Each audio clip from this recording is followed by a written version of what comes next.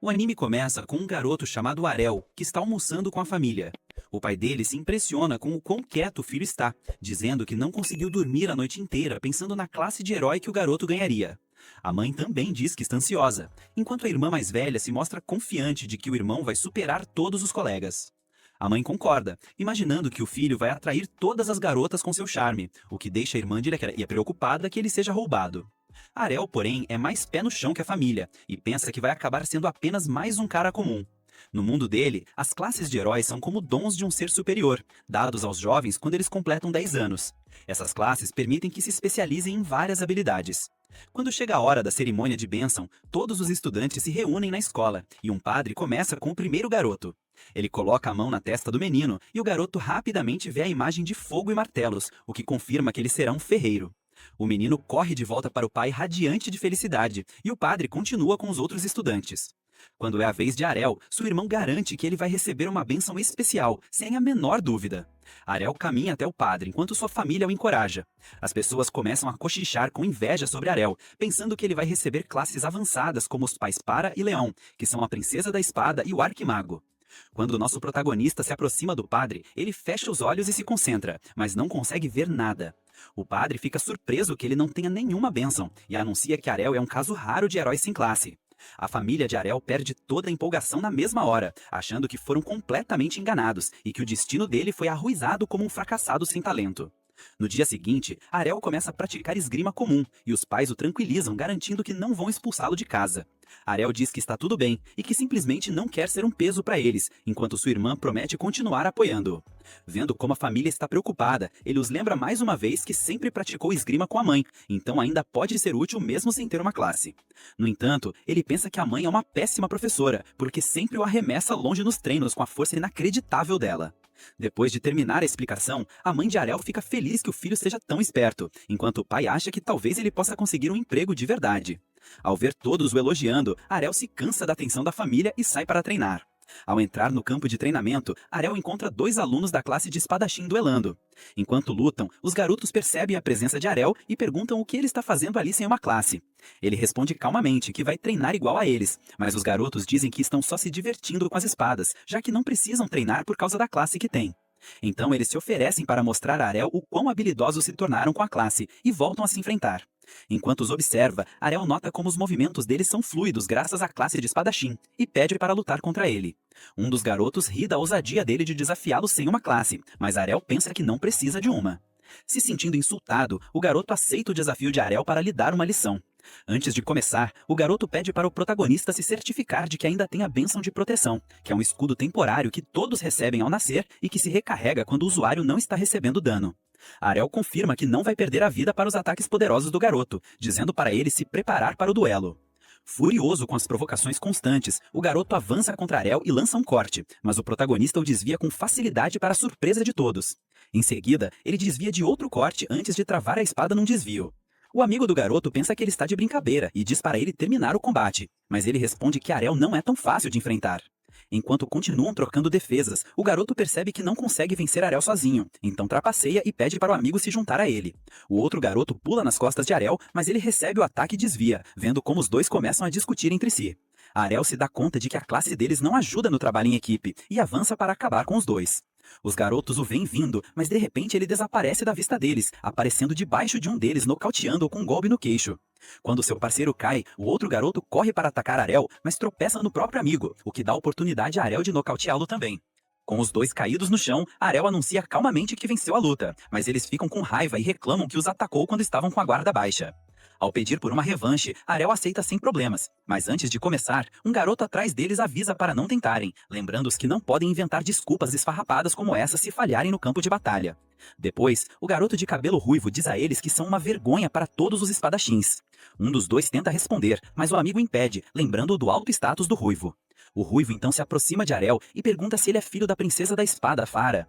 Quando Arel confirma, o garoto elogia por ter aprendido uma esgrima sólida com a mãe. No entanto, ele lembra que os 2 espadachins que ele derrubou não passam de garotos inexperientes, enquanto aponta a espada para ele e o desafia para uma luta de verdade. O garoto declara que vai demonstrar o verdadeiro poder da classe de espadachim, enquanto os outros dois se perguntam se ele é o filho de Evan, o capitão de segurança do vilarejo. O garoto confirma a identidade, e Arel se lembra que o pai dele costumava procurar a mãe para caçar monstros. Agora, ele pensa que o garoto bonitinho não se parece nada com o pai, e se pergunta se ele também se tornará um homem bruto com o tempo. O queixo do garoto começa a tremer enquanto ele elogia o pai por ser um espadachim poderoso e um mentor sábio. Ele pensa que é injusto que, apesar das grandes qualidades do pai, a mãe de Ariel tenha roubado injustamente o título de espadachim mais forte do vilarejo. Com as palavras de ciúme, Ariel se dá conta de que o garoto só está descarregando a frustração nele porque odeia a mãe dele, e o ruivo fica com vergonha de ter sido descoberto. Mesmo assim, ele pergunta a Ariel se ele pensa o mesmo. Ariel confirma que a mãe dele é a pessoa mais forte do vilarejo, mas o garoto diz que ele herdou o melhor talento de espadachim do pai, então vai derrotar Ariel para provar que a família dele é superior. Depois de se acalmar, ele diz a Ariel que já se tornou espadachim há 1 ano e tem treinado muito com o pai. Com tanta prática dedicada desde então, ele acha que não tem chance de perder. No entanto, Ariel o lembra que ele também recebeu a orientação da mãe poderosa, então não vai perder para ele. Os dois levantam as espadas para começar o combate e o ruivo ataca primeiro. Ariel desvia o ataque e contra-ataca, e os dois se envolvem em uma batalha feroz. Ao vê-los trocando golpes, os outros dois garotos ficam surpreendidos que Ariel consiga acompanhar o ritmo do ruivo mesmo sem ter uma classe. Observando como o garoto balança a espada, Ariel admite que ele é muito mais forte que os outros dois, mas os movimentos dele são guiados pela raiva. Ariel espera que ele cometa um erro e ataca quando vê uma brecha. No entanto, o garoto libera uma habilidade de corte de lâmina dupla e empurra Ariel contra uma parede. O ruivo fica surpreso que seu primeiro corte tenha sido bloqueado, mas percebe que Ariel se machucou com o segundo. Finalmente, perdendo a calma, Ariel pergunta sobre a habilidade e ele explica que é uma técnica da classe de espadachim que não pode ser bloqueada por alguém sem classe. Mesmo assim, Ariel sente a determinação de que pode aprender a bloquear com prática suficiente e o ruivo elogia a resistência dele. Alguns dias depois, a irmã de Ariel o observa roncando até tarde da manhã e tenta acordá-lo com um beijo. Ele se levanta antes que ela possa tocá-lo, afastando-a friamente com a cabeça. A irmã dele se ofende e exige um beijo de desculpa. Enquanto ele sai do quarto para tomar café da manhã, a mãe sorri e serve a comida, e a família se senta à mesa. A irmã pergunta se ele vai treinar de novo e ele confirma. Isso a deixa furiosa e ela diz para ele pegar leve e deixar que ela o apoie. No entanto, Ariel a ignora e se levanta para sair. Enquanto a irmã se pergunta por que ele tem saído para treinar todos os dias desde que voltou para casa machucado, Farah a tranquiliza, garantindo que ele ficará bem e explica que ele tem um segredo que ela não sabe. Ela a leva para fora e abre um baú cheio de espadas quebradas, mostrando o quão duro Ariel tem treinado nos últimos dias. Embora a irmã fique surpresa, a mãe de Ariel se alegra que o filho tenha se inspirado depois de um duelo com outros garotos. A determinação de Ariel também anima a irmã, embora ela continue querendo criar um mundo onde pessoas sem classe como ele não sejam discriminadas, enquanto a mãe sorri com o objetivo nobre dela. Enquanto isso, em uma floresta, Ariel ataca um boneco de treino em uma árvore antes de recuar para um ataque. Em seguida, ele libera um corte de lâmina dupla igual ao do ruivo e fica satisfeito com o poder. Enquanto ele pensa que ter sido derrotado pelo ruivo valeu a pena, um goblin o espreita em silêncio de uns arbustos. Ele pula com o porrete para atacá-lo, mas Ariel se vira e o derrota com um corte duplo. Embora ele se alegre com o poder da habilidade, um monstro enorme ruge atrás dele. Ariel se vira para ir relatar o aparecimento do monstro à segurança do vilarejo, mas para ao ouvir um grito de pânico. Ao reconhecer o grito, ele pensa que não tem tempo de chamar os guardas antes que a pessoa se machuque. Ele pega o cabo da espada e corre para a floresta, se certificando mentalmente de que ficará bem. Ao se aproximar da fonte do som, ele se esconde atrás de uns arbustos e vê o ruivo com um braço sangrando. Em seguida, ele nota um enorme hobgoblin à espreita e se pergunta por que ele apareceu. Ariel se dá conta de que o ruivo também estava praticando como ele e derrotou alguns goblins selvagens, o que atraiu o hobgoblin líder. Enquanto o hobgoblin encurrala o garoto em um canto, Ariel se posiciona atrás dele procurando o melhor ângulo para atacar.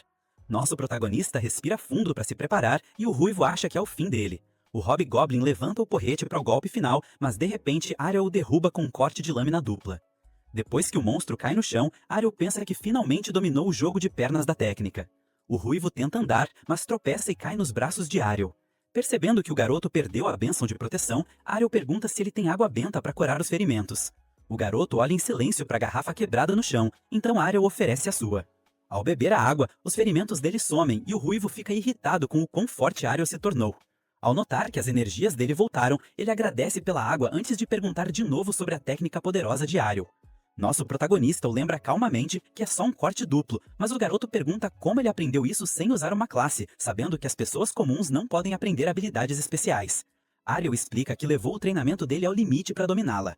O ruivo ficou confuso então Ariel esclarece que aprendeu a técnica ajustando-se ao ritmo dele e à posse dos passos. Depois, Ariel diz ao ruivo que ele foi a ferramenta mais importante, já que o ajudou a entender a técnica depois de tê-lo acertado dezenas de vezes com ela. Embora o garoto fique chocado com a revelação, Ariel diz que tem treinado o corte de lâmina dupla para derrotá-lo na revanche dele. Impressionado com a dedicação, o ruivo aceita o desafio.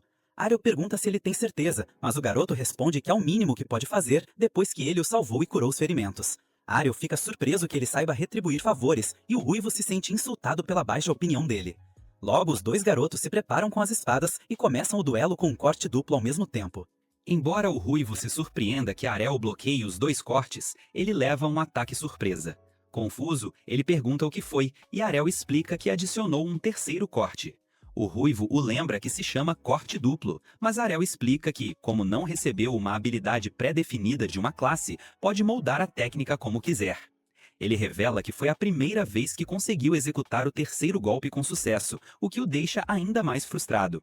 O ruivo pensa que a habilidade de um espadachim não deveria perder para ninguém, então Ariel diz que vai provar isso em outro combate. Os dois levantam as espadas de novo e o ruivo se acalma, acreditando que tem uma vantagem de velocidade sobre Ariel. Quando os dois liberam o corte duplo, o ruivo espera o terceiro golpe de Ariel. No entanto, a velocidade do terceiro corte o surpreende e o derruba. Mesmo bloqueando, Ariel aponta a espada para o garoto derrotado e diz que o resultado era de se esperar. O ruivo pergunta por que o terceiro corte de Ariel é tão rápido e ele explica que também aprendeu esse truque com ele. Ariel revela que controla os dois primeiros ataques para que sejam mais lentos e concentra toda a força no terceiro para pegar o oponente de surpresa. Se sentindo completamente superado, o ruivo range os dentes de raiva e Ariel se retira vitorioso. Alguns dias depois, enquanto a família deles janta, Farah revela que o filho de Evan foi treinar em Brécia. Surpreso com a notícia, Ariel pergunta o que é Brécia e a mãe explica que é a cidade das espadas. Ela conta que costumava treinar em uma guilda lá antes de se casar e se empolga com a ideia de visitar a cidade e explorar todo o potencial dele como um herói sem classe. 5 anos depois, um Ariel mais adulto vai para a cidade de Brécia em uma carroça. Enquanto atravessa uma floresta, o condutor avisa a todos que logo chegarão a Brécia. Depois de subir uma colina, uma mulher que viaja na carroça pergunta aos outros passageiros se todos vão para o mesmo lugar. Um espadachim bárbaro responde friamente, então ela pergunta por que ele está tão bravo. O bárbaro aponta para a roupa vulgar dela e a garota explica que usar pouca roupa é o melhor para a classe de espada chinesa dupla dela. Os dois espadachins se desentendem com raiva e o condutor comenta sobre o poder ofensivo das classes avançadas deles. De repente, ele para a carroça quando uma horda de orcs selvagens aparece na frente deles e pede para os dois mostrarem o poder deles. Perdendo toda a arrogância anterior, os dois espadachins se assustam de medo quando o rei orc se levanta. Uma mulher pega o braço do garoto assustada, mas ele a empurra e foge para salvar a própria vida. Quando a mulher também escapa, o condutor decide fugir também. No entanto, Ariel avança calmamente e parte para cima da horda de orcs. Enquanto ele começa a destruí-los, o condutor nota que ele está usando a habilidade de Flash. No entanto, ao ver que os orcs cercam Ariel, o homem pensa que ele não vai conseguir escapar. De repente, nosso protagonista grita como um tornado e corta todos os orcs, deixando todos de queixo caído. O condutor percebe na mesma hora que a dança da espada de Ariel é a técnica característica da lendária Princesa da Espada. Ele se pergunta como Ariel pode usá-la se a Princesa da Espada é uma classe feminina. Na frente do condutor, Ariel desvia da arma pesada do rei orc e pula na cabeça dele. Ele enfia a espada direto no crânio da fera, que cai sem vida no chão. Depois, Ariel volta e pede para o condutor levá-lo para Brécia. Quando Ariel diz que quer ficar mais forte lá, o homem o lembra que ele já é muito poderoso. Um jovem passageiro empolgado pergunta a Ariel sobre a classe dele e surpreende a todos ao revelar que não tem nenhuma. Acontece que 5 anos atrás, Ariel mostrou para a mãe a habilidade de corte duplo que aprendeu com o ruivo. A mãe dele pensou que estava sonhando, mas Ariel explicou que podia aprender habilidades mesmo sem ter classe. Então ele pediu para que ela ensinasse as técnicas da Princesa da Espada antes de ir para Brécia treinar mais. A mãe de Ariel ficou impressionada com o talento do filho e rapidamente começou a se gabar dele para o resto da família. O sonho de Ariel termina abruptamente quando o condutor o acorda ao chegar a Brécia. Ariel nota muitos espadachins ao redor dele, percebendo que muitos são avançados. Ele pergunta ao condutor sobre a classe dele, mas ele age como se fosse um cara normal. Ariel aponta que ele entendeu perfeitamente as habilidades de espadachim dele, então deve ser bem forte. Ao se sentir descoberto, o condutor confessa que na verdade é um cavaleiro sagrado de classe avançada e pergunta por que está dirigindo carroças. O homem explica que, quando se cansa de lutar, ele tira um tempo para transportar pessoas. Ariel concorda, entendendo que também é importante dar um tempo no treinamento. Em seguida, o condutor o aconselha a se juntar a uma guilda de espadachins. Para começar, ele conta que a cidade tem muitos torneios de esgrima, onde ele pode ganhar um bom dinheiro. Como o condutor avisa que ele não pode participar sem ser membro de uma guilda, Ariel aceita o plano. Ele fica animado para enfrentar oponentes mais fortes, mas o condutor o avisa para ter cuidado com algumas guildas problemáticas. Depois que o homem vai embora, Ariel se vira e entra na cidade. Ele encontra a guilda calabresa recrutando cavaleiros espadachins, e a guilda SW Road aberta para todos. De repente, uma garota corre para abraçá-lo, mas cai de cara no chão quando ele desvia. Ela se pergunta como ele pôde evitá-la sem nem mesmo olhar para ela, pensando que ele é muito poderoso porque consegue detectá-la. Enquanto Ariel se mostra confuso, a garota pergunta se ele quer se juntar a uma guilda. Quando ele diz que sim, a garota rapidamente começa a dar a ele um discurso de venda sobre a nova guilda deles. Ela mostra o contrato, mas Ariel sai sem dizer uma palavra. A garota o segura pelo cinto e pergunta por que ele está indo embora. Então Ariel diz que ela parece desesperada demais. Ele pensa que a guilda dela deve precisar de membros porque é fraca, e a garota tenta agir como se fosse uma guilda famosa e de elite. Nosso protagonista se nega a ser enganado, então a garota se apresenta como Lilia e se oferece para ter um encontro com ele se ele se juntar. Ariel diz que não está interessado, deixando-a sem palavras. Ele pensa que ela é igual à irmã mais velha, se gabando com um peito reto como uma tábua. Em seguida, ele pergunta a Lilia sobre a maior guilda de Brésia, e ela fica furiosa com a falta de respeito dele. Depois de respirar para se acalmar, Lilia diz a ele que a Lâmina Negra é a guilda mais forte, com 8 espadachins de rank A, e indica onde encontrá-los, e Ariel vai para a enorme base deles. Um guarda se aproxima dele e pergunta o que ele quer. Ariel diz que quer se juntar à guilda, então o guarda diz que ele precisa fazer um teste. Ariel o segue e entra na fila para se registrar. Quando chega a vez dele, o recepcionista explica que essa guilda só aceita classes avançadas. Quando Ariel diz que não tem classe, o recepcionista ri com desprezo e diz para ele sumir dali. Atrás dele, outros espadachins começam a murmurar e Ariel pergunta ao recepcionista se pode fazer o teste, porque confia nas próprias habilidades. No entanto, o recepcionista se recusa, dizendo que não pode quebrar as regras. De repente, a sala se ilumina quando vários espadachins de rank A entram, e Ariel decide tentar a sorte em outro lugar. Ele tenta visitar outras guildas, mas todas o rejeitam sem pensar duas vezes. Depois, Ariel se sente desanimado porque não o deixaram fazer nenhum teste. Então ele se lembra que a mãe deu a ele uma carta de recomendação para ajudá-lo a entrar na antiga guilda dela. Naquele momento, Ariel pensou que a mãe estava sendo super protetora, mas agora ele percebe que ela sabia que o rejeitariam. Enquanto Ariel decide se juntar à guilda da mãe, Lilia aparece de novo, mas ele a ignora e vai embora. Enquanto ele caminha pela cidade, Lilia continua implorando para que ele se junte e salve a guilda dela. Ariel continua a rejeitá-la, então Lilia oferece até mesmo lamber as botas dele para convencê-lo. No entanto, ele a deixa de lado na frente das pessoas da cidade que a olham com nojo, e Lilia jura que nunca vai desistir. Finalmente, nosso protagonista encontra a localização da guilda, mas Lilia o alcança de novo. Ela diz que ele é bem-vindo a se juntar, e aponta para a enorme base. Ariel se pergunta por que a guilda dela é tão fraca depois de ser tão grande, e ela revela que perderam a glória antiga. No entanto, Lilia confia que pode restaurar a guilda Presa de Dragão, liderada pelo Rei das Espadas Duplas. Ao ouvir esse nome, Ariel se lembra que a mãe dele também fez parte dessa guilda na juventude. Finalmente, ele aceita ir vê-la. Então, Lilia o leva para dentro e o leva para o seu assento. De repente, o pai de Lilia aparece bêbado do sofá, e ela fica com raiva dele. Lilia o lembra que o médico proibiu ele de beber, e que ele também não tem dinheiro para álcool. No entanto, o pai dela não se importa, e Ariel se dá conta de que ele é o Rei das Espadas Duplas. Ao notar que o homem não tem um braço, ele diz para Ariel sair da guilda, porque ela logo vai desaparecer. Lilia tenta parar o pai, mas ele a ignora e vai embora. Ela conta a Ariel que o pai dela foi um dos melhores espadachins de Brésia, mas a carreira dele terminou quando perdeu um braço. Ela pensa que Ariel definitivamente não vai querer se juntar à guilda dela, mas ele, surpreendentemente, decide se juntar.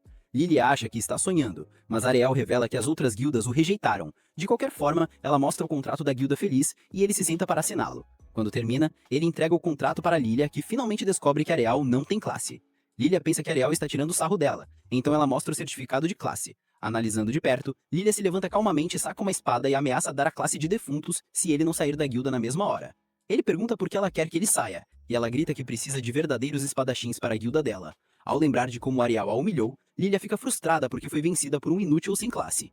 De repente, uma mulher chamada Reiner entra na sala, e Lilia corre para se proteger nos braços dela. Lilia conta que um donada, sem classe, tentou enganá-la, e Reiner a reconhece na mesma hora. Ariel se surpreende que a Reiner o conheça, e ela diz que são do mesmo vilarejo natal. Ela lembra a ele que lutaram quando eram crianças, mas Ariel ainda não se lembra dela. Então, Reiner diz que se encontraram há 5 anos, mas Ariel garante que nunca teria esquecido uma beleza como ela. Enquanto o rosto dela fica vermelho como um tomate, nosso protagonista finalmente se lembra de ter lutado com um garoto ruivo, mas Reiner revela que na verdade é a única filha do Capitão Even. Ariel se desculpa por não tê-la reconhecido, e Reiner acha que ela provavelmente parece diferente por causa do cabelo longo. Pensando que não foi só o cabelo que mudou, Ariel observa o peito de Reiner enquanto Lilia pergunta se ele é o garoto sem face que a derrotou.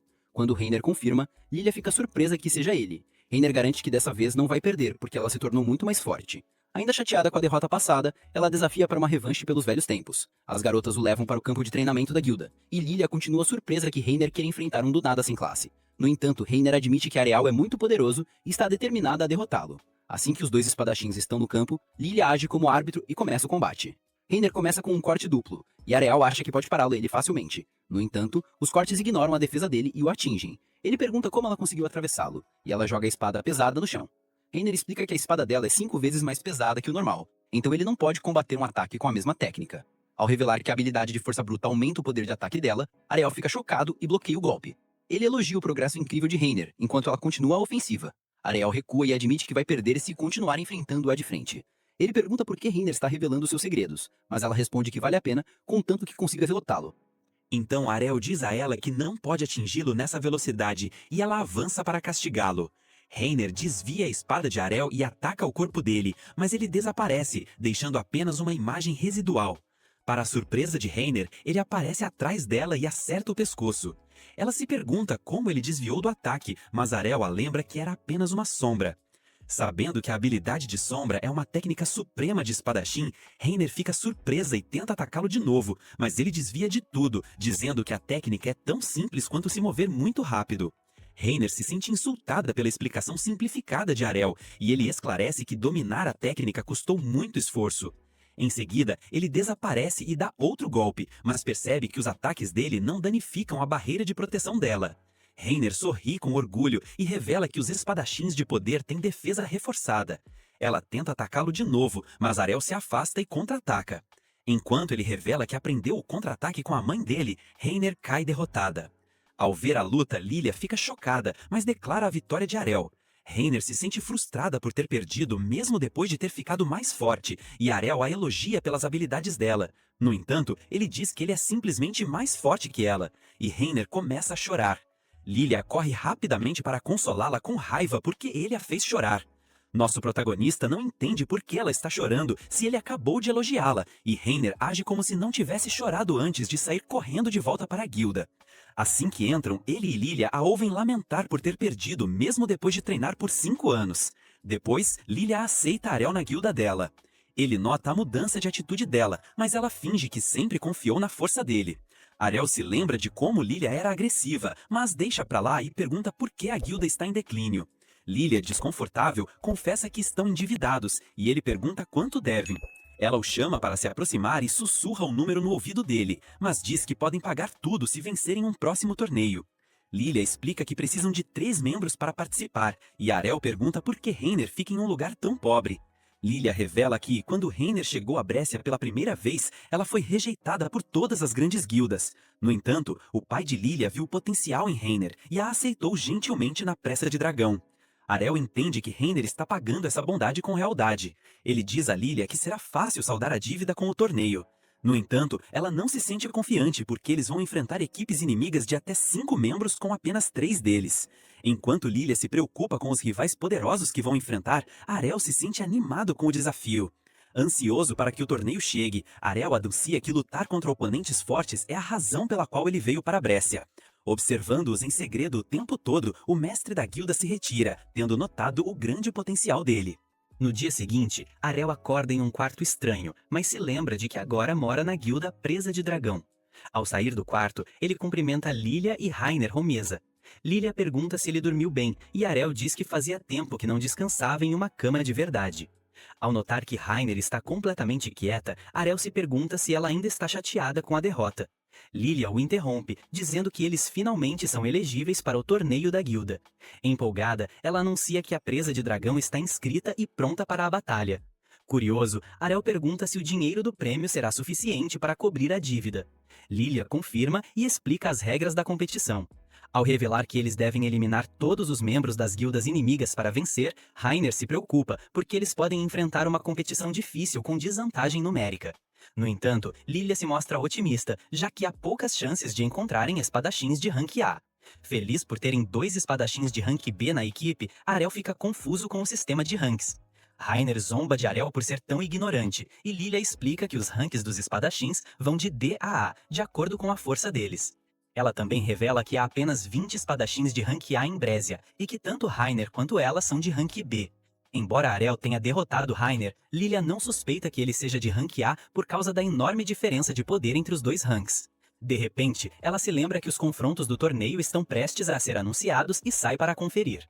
Depois que Lilia sai, Rainer também se levanta e Arel pergunta para onde ela está indo. Quando ela responde que vai treinar, Arel pede que ela confirme se ela é uma espadachim de poder. Ele pergunta se ela tem outras habilidades além da classe principal, e ela fala sobre a habilidade Coragem, que reforça a barreira de proteção dela. Querendo aprender essa habilidade, Arel se levanta e segura as mãos de Rainer. Enquanto ela pensa que ele está sendo romântico, ele de repente pede para ela o acertar com a espada na bainha. Arel diz que assim eles podem ficar mais próximos, mas Rainer responde que não é esquisita a ponto de ter um relacionamento assim. Arel explica que só quer aprender a habilidade Coragem. Ele acha que, como essa habilidade melhora a resistência para aguentar ataques, a melhor forma de aprendê-la é recebendo golpes várias e várias vezes. Rainer lembra a Arel que ele não pode aprender as habilidades dela, porque são uma bênção da deusa. No entanto, ele a lembra que também aprendeu os movimentos de corte duplo e sombra, e Rainer fica em silêncio. Ela o leva para o campo de treinamento onde Arel pede a espada pesada dela. Pensando que ele não tem força para usá-la, Rainer se surpreende quando Arel a levanta sem esforço. Ele diz que é o resultado de incontáveis horas de dedicação e que confia que pode aprender a habilidade Coragem com isso. Rainer finalmente reconhece o trabalho duro de Arel e decide ensiná-lo a habilidade. Ao lembrá-lo que não terá piedade, Arel se alegra por ter encontrado uma mulher tão poderosa de sua cidade natal. Corada de novo com o comentário dele, Rainer levanta a espada e começa o treinamento. Enquanto eles treinam, Lilia desce correndo, completamente alterada com o primeiro oponente. Ela começa a chorar, dizendo que a primeira luta deles é contra a Lâmina Negra, que é literalmente a guilda mais forte de toda a cidade. Sabendo que o líder deles, um cara chamado George, é um completo miserável, Lilia acha que ele tentará esmagá-lo sem piedade. No entanto, ela decide mesmo assim enfrentar o destino e se preparar o melhor possível para o torneio. Quando Lilia finalmente percebe que Rainer está batendo em Arel, ela pensa que eles estão brigando por falta de trabalho em equipe. Rainer explica que é apenas um treinamento especial, mas Lilia continua achando que ela está descontando a raiva nele. Exausto, Arel se levanta reclamando de fome, mas Lilia diz para ele beber um pouco de água benta primeiro. Com o passar dos dias, finalmente chega a hora do torneio. Arel fica impressionado com o coliseu enorme e a multidão reunida, e ouve alguns espectadores cochichando sobre a luta deles. Eles estão animados para ver duas grandes guildas se enfrentando, mas decidem apostar na Lâmina Negra, porque a pobre presa de dragão não tem como vencer. Lilia se prepara para calar a boca deles, mas Rainer a impede antes que ela comece uma confusão. Nosso protagonista fica surpreendido ao saber que existem apostas no torneio, e Lilia mostra um sorriso malicioso ao perceber que as chances de aposta deles estão 20 para 1. Arel fica impressionado com o número, e ela o leva com raiva que ninguém acredita que eles possam vencer. No entanto, Lilia pensa que as apostas são uma ótima oportunidade para enganar a todos se eles de alguma forma conseguirem derrotar a Lâmina Negra. Sabendo que não vão sair das dívidas de qualquer jeito, Lilia revela que hipotecou a casa e apostou todas as economias dela a favor da própria guilda. Rainer acha que as chances de perderem são muito maiores, mas Lilia pensa que eles já estão no fundo do poço, então não tem nada a perder. De repente, George elogia Lilia por defender a guilda do pai dela com tanta paixão. Ele pergunta sobre o herói sem classe que ela recrutou, e Lilia pensa que ele está tentando zombar dela. Mentindo descaradamente, George garante que simplesmente fica triste em ver o declínio da guilda rival. Ele provoca Lilia, dizendo que ele organizou a luta especificamente porque todos ficariam animados em ver a antiga guilda mais forte contra a nova guilda mais forte. George também diz que deu a ela uma ótima oportunidade para ganhar dinheiro com as apostas, mas ri porque ele sabe que não tem como ela derrotar os espadachins de rank A dele. Quando Lilia responde que eles definitivamente vão vencer, George vai embora, deixando-a furiosa. Arel percebe como George é astuto, zombando com palavras doces. Depois, quando chega a hora de a luta começar, a locutora começa a animar o público. Enquanto a multidão explode em comemoração, Arel percebe que George não vai lutar contra eles. Ele acha que talvez o líder esteja sendo misericordioso, mas Lilia o lembra que todos os membros dele são de rank A de qualquer forma. Rainer também acha que eles não vão facilitar, então ele fica animado para ver as habilidades dos espadachins mais fortes. Logo, a locutora chama o primeiro combate entre Gil da Lâmina Negra contra Arel, o sem classe da presa de dragão. Enquanto Arel entra na arena, a multidão começa a cochichar sobre ele. As pessoas se perguntam por que a presa de dragão mandou um fraco sem classe para ser humilhado, e Gil pensa que a luta será apenas uma perda de tempo. A locutora dá o início ao combate, e Gil se teletransporta instantaneamente na frente de Arel para feri-lo com a lança. Lilia se preocupa com Arel, mas Reiner a lembra que é apenas uma sombra. Ao ver a sombra desaparecer, o sorriso arrogante de Gil se desfaz, mas ele se vira e apunhala o corpo atrás dele. No entanto, ele descobre que também é outra sombra e percebe que há 2 Arels na arena. Gil pensa que pode acabar com os 2 usando a habilidade Movimento Relâmpago, mas se surpreende ao ver um terceiro atrás dele. Quando as 3 sombras avançam contra ele, Gil consegue eliminar todas elas, mas o verdadeiro Arel finalmente aparece debaixo dele e o derrota com um único golpe. Gil cai no chão, sem entender como Arel pode criar 3 sombras, mas Arel diz que a mãe dele consegue criar 5 sem nem fazer esforço. A locutora declara o vencedor e a multidão explode em aplausos. Lilia também comemora, enquanto Reiner se surpreende que ele possa derrubar um espadachim de rank A com tanta facilidade. Enquanto os médicos levam Gil, nosso protagonista pensa que ainda precisa de mais prática antes de conseguir copiar o golpe crítico do oponente. Enquanto isso, a multidão fica chocada que ele possa superar um espadachim sendo alguém sem classe. Enquanto George observa em silêncio, o próximo combate começa. O próximo espadachim da Lâmina Negra ataca com cortes rápidos, mas Arel bloqueia os ataques com facilidade. Em seguida, ele o corta com um único movimento usando a habilidade de corte duplo e vence a Alita. No próximo confronto, o rival de Arel tenta usar um punhal em combate próximo, mas ele aparece atrás como um fantasma e o derrota na mesma hora. Até as colegas de Arel se surpreendem que ele tenha vencido 3 lutas seguidas, e Reiner pergunta a Lilia por que ela não está lutando. Lidia sabe que não tem como ela vencer, então decide continuar torcendo pela estrela deles. Ela consegue que Reiner se junte à torcida e as duas observam Arel enfrentando um portador de escudo. Nosso protagonista desvia facilmente dos ataques do oponente, que suspeita que ele está mentindo sobre ser um herói sem classe. Arel elogia o rival, dizendo que precisa desgastá-lo aos poucos, já que não pode atravessar os escudos dele. No entanto, o homem o lembra que um herói sem classe nem mesmo deveria ser capaz de fazer isso. Arel responde que ele chegou até ali graças ao trabalho duro, mas o escudeiro acha que as classes não podem ser superadas apenas com esforço. Ele finge atacar com a espada, mas na verdade usa o movimento como distração para atacá-lo com o escudo. No entanto, Arel prevê o ataque e contra-ataca usando a habilidade Antecipação. O contra-ataque arremessa o escudo e o homem fica chocado pensando que Arel aprendeu a técnica do rival anterior dele. Ele acha que ainda falta muito para dominar, mas que pode usá-la em combate depois de tê-la visto uma vez. Ele executa o chute de contra-ataque de novo contra o oponente, que se surpreende com a rapidez com que ele aprende. Depois, Arel caminha até o escudo e o pega, deixando o adversário ainda mais furioso.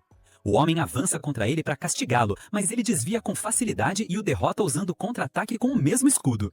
Depois que a locutora declara a 4ª vitória de Arel, a multidão começa a duvidar se ele realmente é alguém sem classe, e os organizadores do evento exigem ver a carta de classe dele para confirmar.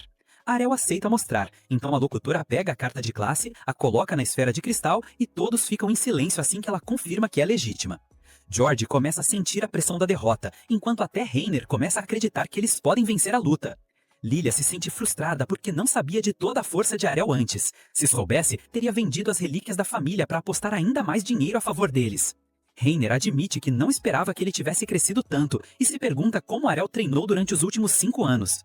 Enquanto isso, Lilia já se prepara mentalmente para se casar, pensando que, não importa o que aconteça com a guilda, ela sempre poderá reconstruí-la se tiver Arel ao lado dela. Enquanto Lilia continua com os planos sombrios, Arel se sente inquieto com a aura maliciosa dela. Finalmente, a locutora apresenta o último espadachim da Lâmina Negra, chamado Mestre Masamune. Arel percebe que Masamune usa uma katana, e Reiner se dá conta de que ele é um espadachim raro de classe samurai. Sabendo que Masamune nunca lutou em público, Lilia pensa que a Lâmina Negra o usou para este torneio. Quando a luta começa, Masamune leva a mão à espada com calma, e Arel sente a pressão da serenidade dele.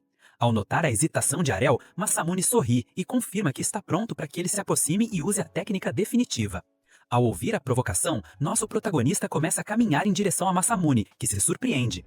Arel explica que eles não podem ficar separados como árvores durante toda a luta e que também quer ver os movimentos mais poderosos de Masamune. Masamune sorri, dizendo que Arel não terá tempo de reagir ou olhar se ele liberar a técnica definitiva. No entanto, Arel continua confiante na própria velocidade e continua avançando.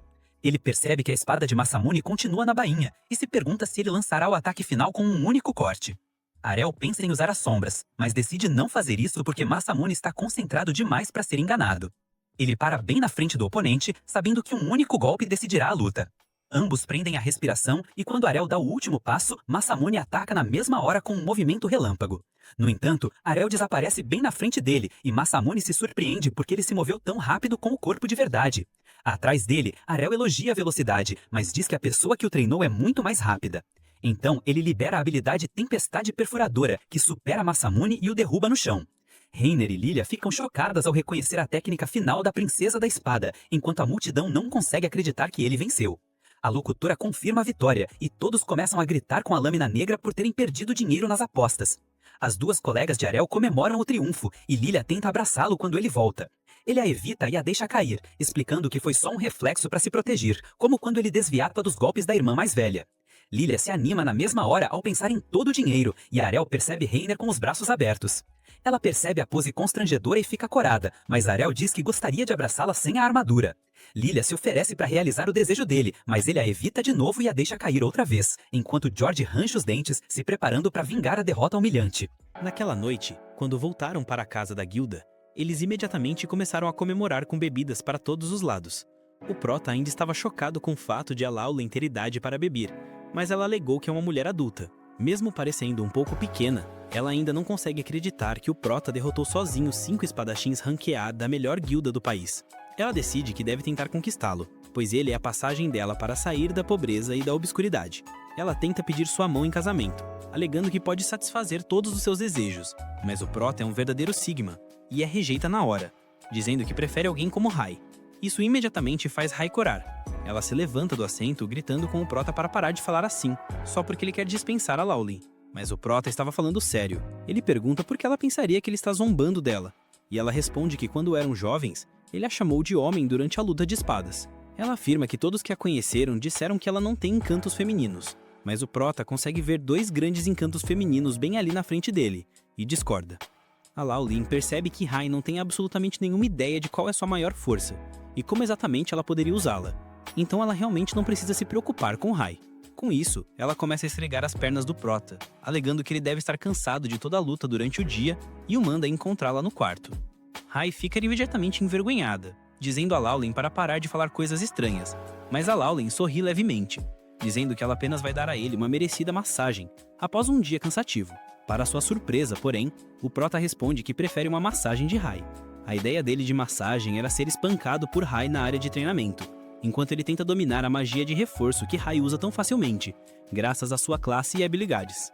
A Laulin observa da varanda, perguntando-se se o Prota tem alguma ideia do que é realmente uma massagem.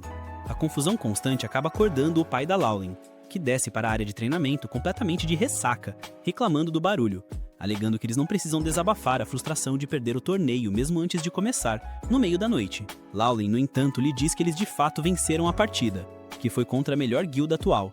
Isso chama a atenção dele, mas ele pensa que a Lâmina Negra deve ter enviado seus novatos Rank B ou C como bucha de canhão, mas a Laulin o surpreende ainda mais, dizendo que todos os oponentes deles eram Rank A, e não apenas isso, mas o Prota derrotou todos eles sozinho, sem nenhuma ajuda. Isso choca o pai dela, que sai de sua ressaca e olha para o Prota, machucado e ferido, perguntando-se se este garoto é realmente tão forte. Laulin afirma que fez um monte de apostas, e como o Prota varreu a equipe inimiga, ela ganhou o jackpot. E agora eles não apenas saíram das dívidas, mas também têm dinheiro suficiente para cobrir seus custos operacionais.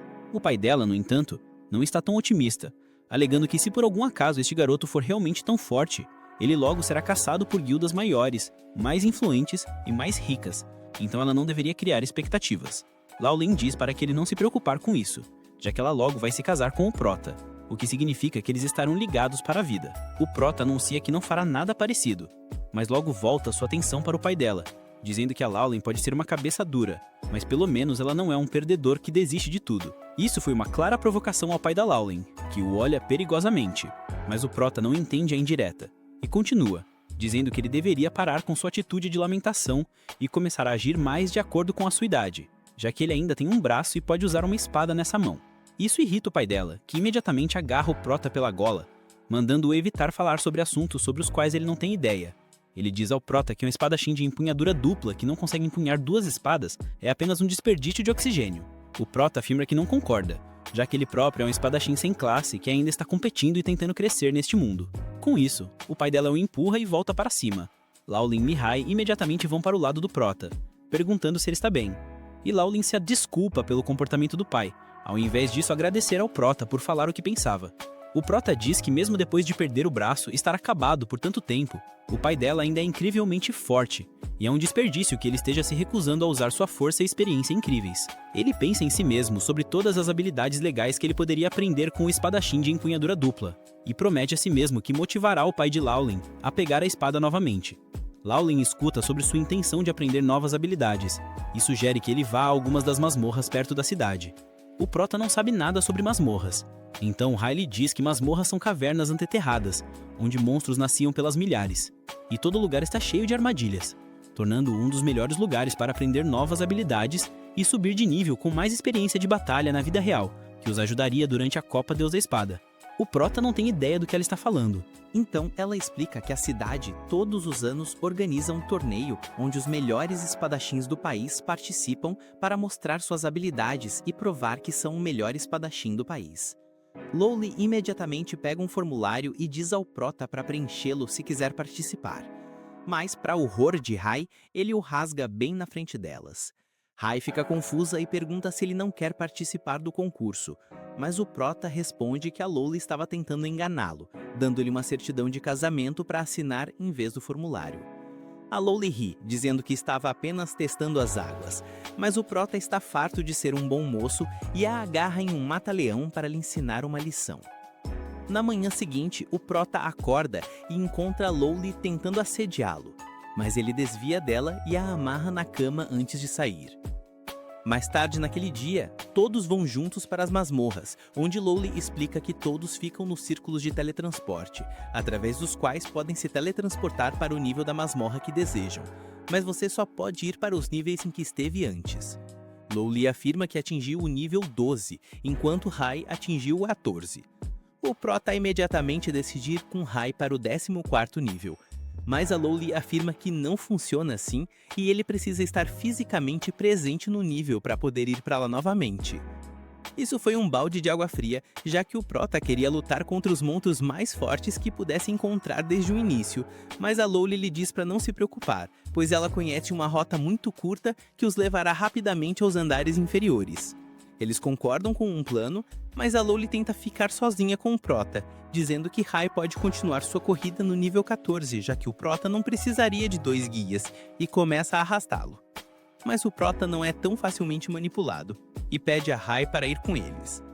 Eles entram no primeiro andar, onde são imediatamente atacados por 2 cavaleiros em armaduras. O Prota saca sua espada e começa a lutar com um deles, enquanto Rai pega o outro.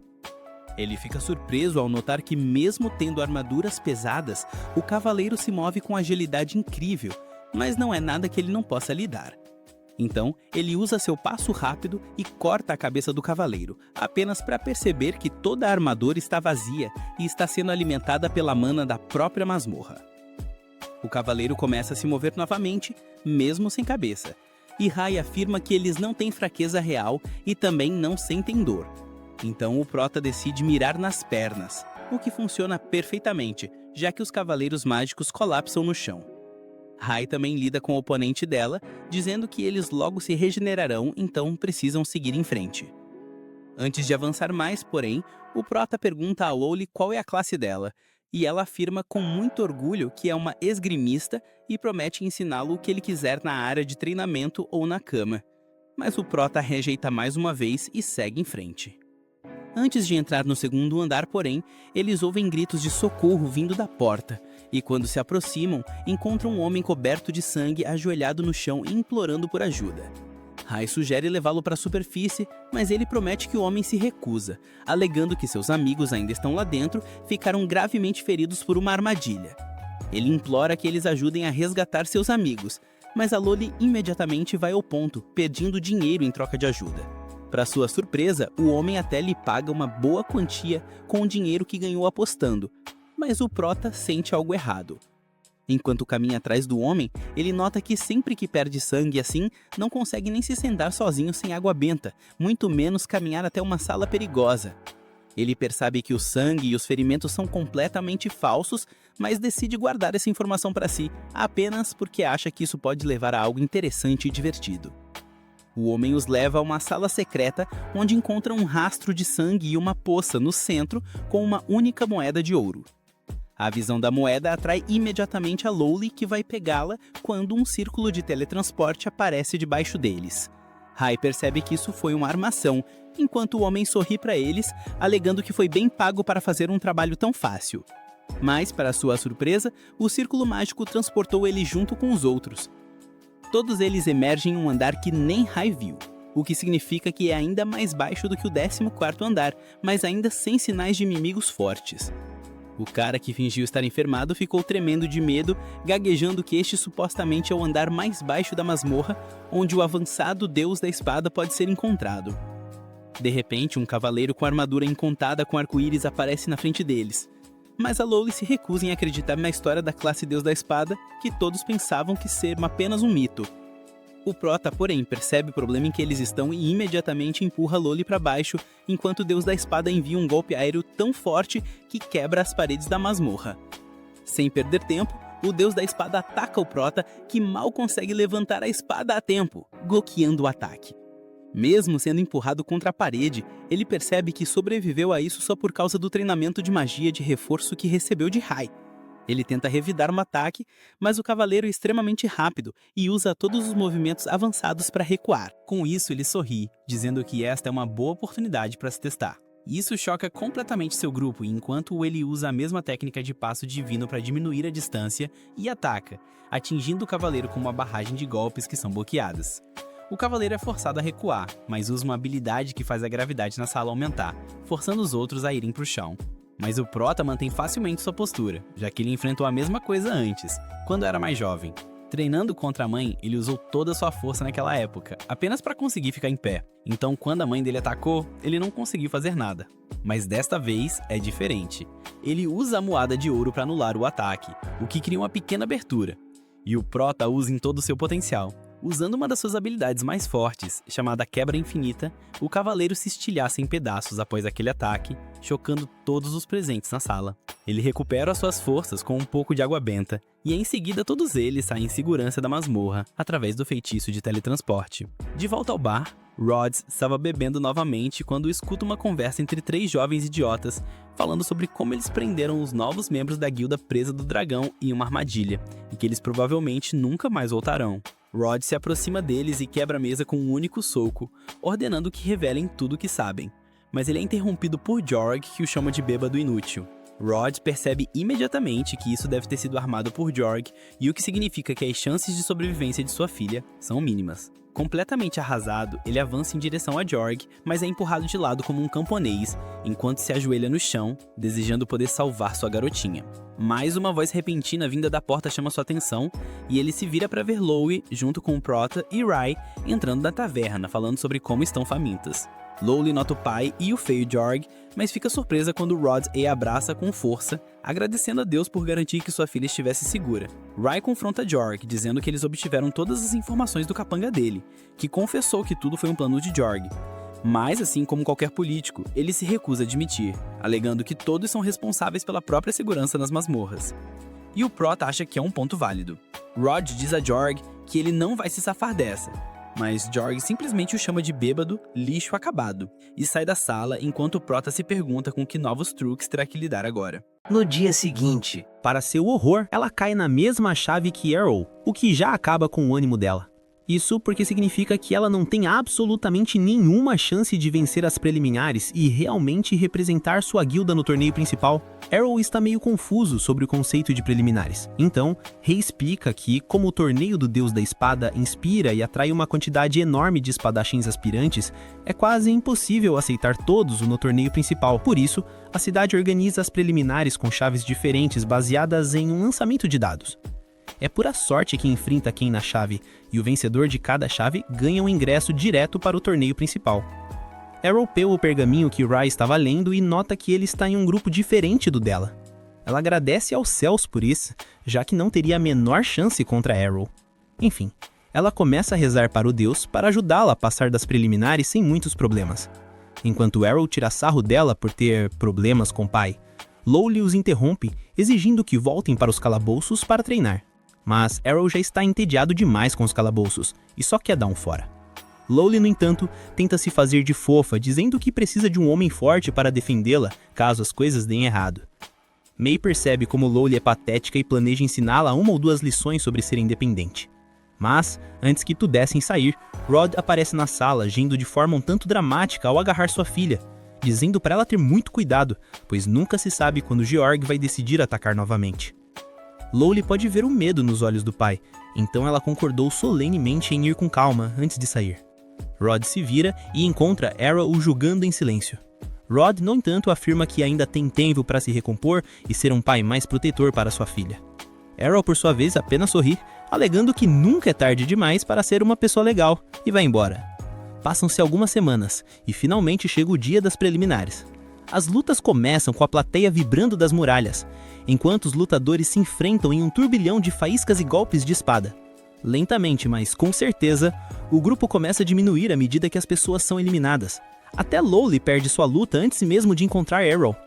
Ela fica de luto em um canto, triste com os resultados, já que pelo menos esperava chegar às finais dessa vez. Mas Arrow não se importa com os sentimentos dela, afirmando que ela estava preocupada à toa por não vencer as preliminares, já que estavam na mesma chave, pois ela teria perdido de qualquer jeito. Isso deixa Lully ainda mais triste do que antes. Ela, porém, se recompõe e diz para ele ficar em guarda, mesmo sendo muito forte, pois a outra finalista do grupo tem alguns truques especiais na manga. Arrow, no entanto, não parece muito incomodado e responde que já viu quase todos os truques em suas lutas dentro dos calabouços, então duvida que essa oponente o surpreenda. Lowly, porém, não tem tanta certeza e responde que essa espadachim de cabelo vermelho é, na verdade, uma espadachim mágica, que pode usar seus feitiços para reforçar suas espadas com mana e poder extra. Isso foi interessante, já que Arrow não esperava que a cidade permitisse o uso de magia em um torneio baseado em ser o melhor espadachim. Lowly responde que não importa qual seja a sua classe, você só precisa fazer parte de uma guilda para entrar no torneio. Com isso, o locutor chama Arrow e Lowly deseja sorte. Ele sobe na arena e fica cara a cara com a garota ruiva, que já avisa que é uma espadachim mágica e que é uma classe aceita. Por isso, ela não quer ouvi-lo reclamar sobre como a luta foi injusta por causa da magia dela. Arrow diz na lata que não se importa e que o melhor lutador vencerá a luta. Com isso, o locutor inicia a luta e imediatamente a garota ruiva começa a lançar bolas de fogo contra ele. Arrow faz um movimento Matrix, desviando dos ataques um por um, enquanto deflete e corta os restos.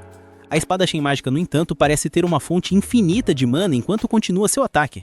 Mas Arrow desvia e esquiva dos ataques para chegar bem perto. Ele imediatamente tenta golpeá-la, mas a garota consegue bloqueá-lo enquanto usa outra bola de fogo para forçá-lo a recuar. Arrow começa a sentir o nível dela e comenta que deve ser bem conveniente poder alternar entre ataques de curta e longa distância quando quiser. Gaba se gaba de ser talentosa e diz que um perdedor sem classe como ele nunca poderia derrotá-la. Mas Arrow responde que ela não é mestra em nenhuma dessas duas disciplinas, mesmo que conheça o básico de ambas. Isso a irrita de verdade e ela promete fazê-lo engolir as palavras enquanto usa sua magia para imbuir o fogo em sua lâmina, transformando-a em uma espada flamejante, alegando que só uma pessoa da verdadeira classe de espadachim mágico pode empunhar algo assim. Com isso, ela balança a espada, fazendo com que a chama persiga Arrow, que calmamente dá um passo para o lado e a corta. Mas até ele está tendo dificuldade em entender de onde virá o próximo ataque por causa dos movimentos erráticos dela. Ele reconhece o talento dela, alegando que ela deve ter praticado bastante. Mas logo ele fica parado em um lugar e dá uma aula sobre o que é um verdadeiro domínio, enquanto começa a desviar dos ataques de chama sem sequer se mover de sua posição. Ele afirma que, mesmo que o maneio de espada básico dela fosse melhor do que o de Lowly, ela poderia ter sido muito mais eficaz e problemática. Mas, nesse nível, ela é mal e mal melhor do que NPCs. Isso envergonha a garota completamente. E enquanto ela perde a calma, Arrow usa essa oportunidade para mandar um corte duplo na direção dela que extingue completamente a chama, a chocando. Antes que ela pudesse sequer entender o que tinha acabado de acontecer, ele usa seu passo de Blink para aparecer atrás dela e a acerta na cabeça com Pummel, guarda da espada, nocauteando-a. A multidão explode em aplausos enquanto os juízes anunciam Arrow como o vencedor do quarto bloco, mas tudo o que ele estava pensando era em como dominar e aplicar as habilidades que acabou de ver a garota usar. Alguns dias se passam e finalmente chega o dia do torneio final. Lolly volta para a casa da guilda para acordar o pai, insistindo para que ele assista ao torneio com ela, para que possam torcer por Arrow e Ray, que venceram seus blocos e estão no torneio principal. O pai dela nem abre os olhos e diz para ela ir sozinha, pois ele realmente não se importa. Lolly tenta provocá-lo, perguntando se ele está com medo de ver Jorg lá. Rod imediatamente se irrita, dizendo que não tem medo de Jorg, mas logo ele volta à razão. E em um momento de vulnerabilidade, ele diz à filha que tentou pegar sua espada ontem, e percebeu que está tão enferrujado neste ponto que pode nem sequer vencer o torneio do Deus da Espada. Isso tira Lolly do sério, que nem conseguiu se classificar nas preliminares, quem dirá sonhar em vencer o torneio do Deus da Espada, enquanto ele se chama de enferrujado. Ela diz a ele que ele deveria pensar em como ainda pode se equiparar aos lutadores nas finais do torneio, enquanto outros espadachins que treinam a vida inteira nem conseguem se classificar na primeira luta. Finalmente, Rod concorda em ir, e no caminho para o estádio, ele pensa em como treinou Ray quando tinha os 2 braços, em vez de ser uma bagunça de um braço só. Ele pensou naqueles momentos com carinho, e se perguntou como Ray se sairia, já que ela é sua aluna mais antiga neste momento, e ele está realmente ligado a ela. De volta ao torneio, Ray parece estar perdendo os nervos, enquanto balança as pernas ansiosamente. Olhando para o chão, ela leva um susto com Arrow, que pergunta se ela está com medo de que eles se encontrem logo na primeira luta. Isso parece fazê-la esquecer seus medos, enquanto ela tenta acertá-lo, mas Arrow agaga o soco dela, justamente quando os juízes anunciam que a primeira luta será Jorg, o atual campeão, contra Arrow, o fenômeno sem classe que está surpreendendo a todos com sua sequência de vitórias até agora. Ele se levanta para sair, mas Ray agarra a mão dele, desejando-lhe boa sorte. Com isso, Arrow segue para a arena, onde Lolly o chama, dizendo para ele dar uma surra em Jorg e rasgar ele em 64 pedaços. Mas no momento em que Arrow vê Jorg entrando na arena, ele imediatamente percebe que algo está errado. Os olhos de Jorg ficaram roxos, ele cresceu prensas e um chifre, parecendo que acabou de vender sua alma ao demônio. O sentido aranha de Arrow começa a formigar, enquanto ele percebe que esse cara pode ser perigoso. Mas Rod imediatamente percebe o que está acontecendo. Ele nota a espada que Jorg está segurando e avisa Arrow para recuar, pois ele está segurando uma espada com um demônio muito poderoso preso nela. A voz de Jorg parece diferente quando ele fala, alegando que não achava que alguém o reconheceria. Lolly fica confusa, já que Jorg deveria saber quem Rod é, mas Rod responde que o próprio demônio parece ter possuído Jorg neste momento, o que significa que Jorg não está no controle de nada. Rod afirma que a espada deveria ser a espada original, usada pelo Deus da Espada, que derrotou o Rei Demônio. Mas antes de morrer, o demônio amaldiçoou a espada, por causa do que ela deveria ser trancada no repositório real. O demônio sorri, alegando que foi selado por centenas de anos, mas ele manteve a paciência, pois sabia que um dia alguém viria para libertá-lo e reivindicar o poder para si. E foi exatamente isso que aconteceu com Jorg. Ele anuncia a todos no estádio que ele é o demônio chamado Dilda, o destruidor da humanidade. Isso traz até Rei para fora, que afirma que sempre pensou que Dilda fosse apenas um mito, uma lenda para assustar crianças, o demônio que se tornou poderoso o suficiente para destruir o planeta inteiro. O caos e o medo se instalam, enquanto os plebeus reconhecem o nome dele e começam a fugir do estádio, causando um tumulto. Dilda, no entanto, aprecia o som de humanos gritando por suas vidas e não vai deixá-los fugir tão facilmente. Então ele cria um círculo mágico sob ele, cobrindo o estádio inteiro em um domo de energia mágica, capturando e prendendo as pessoas lá dentro. Ele ri do horror que está causando, alegando que os gritos de humanos são como música para seus ouvidos. E ele vai aproveitar isso enquanto os massacra. Para sua surpresa, Arrow não se move de sua posição e, na verdade, está com a espada em punho. Dilda diz para ele correr pela vida, mas Arrow afirma que está confiante de que pode vencê-lo, já que ele já foi derrotado uma vez, o que significa que ele não é invencível. O demônio ri, alegando que da última vez ele foi derrotado por um deus da espada, e de acordo com a memória de Jorg, não há nenhum deus da espada vivo neste momento. Arrow retruca que ainda há um deus da espada vivo, que é sua própria mãe, e que ele ainda pode derrotá-lo sem ser um deus da espada. O monstro não consegue evitar rir, mas logo sua risada para, enquanto Arrow avança em um ataque, forçando o demônio a recuar antes de contra-atacar. Arrow dança longe dos ataques, enquanto o demônio fica lá chocado, percebendo que esse garoto acabou de usar a técnica do passo divino, que só os deuses da espada usam. Arrow, no entanto, não para, e continua usando essa técnica, atacando o demônio de múltiplas posições.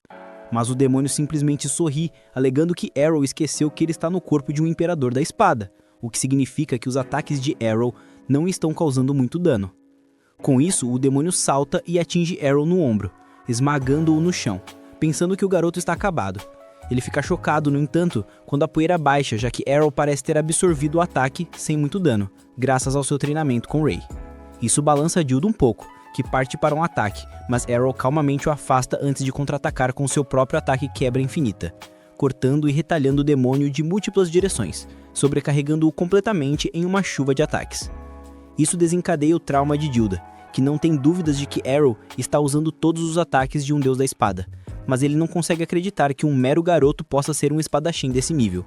Antes que ele pudesse bolar um plano, no entanto, Arrow usa um golpe forte para finalizar o demônio, que cai no chão em uma nuvem de poeira. Todos ovacionam Arrow, pensando que ele derrotou o demônio.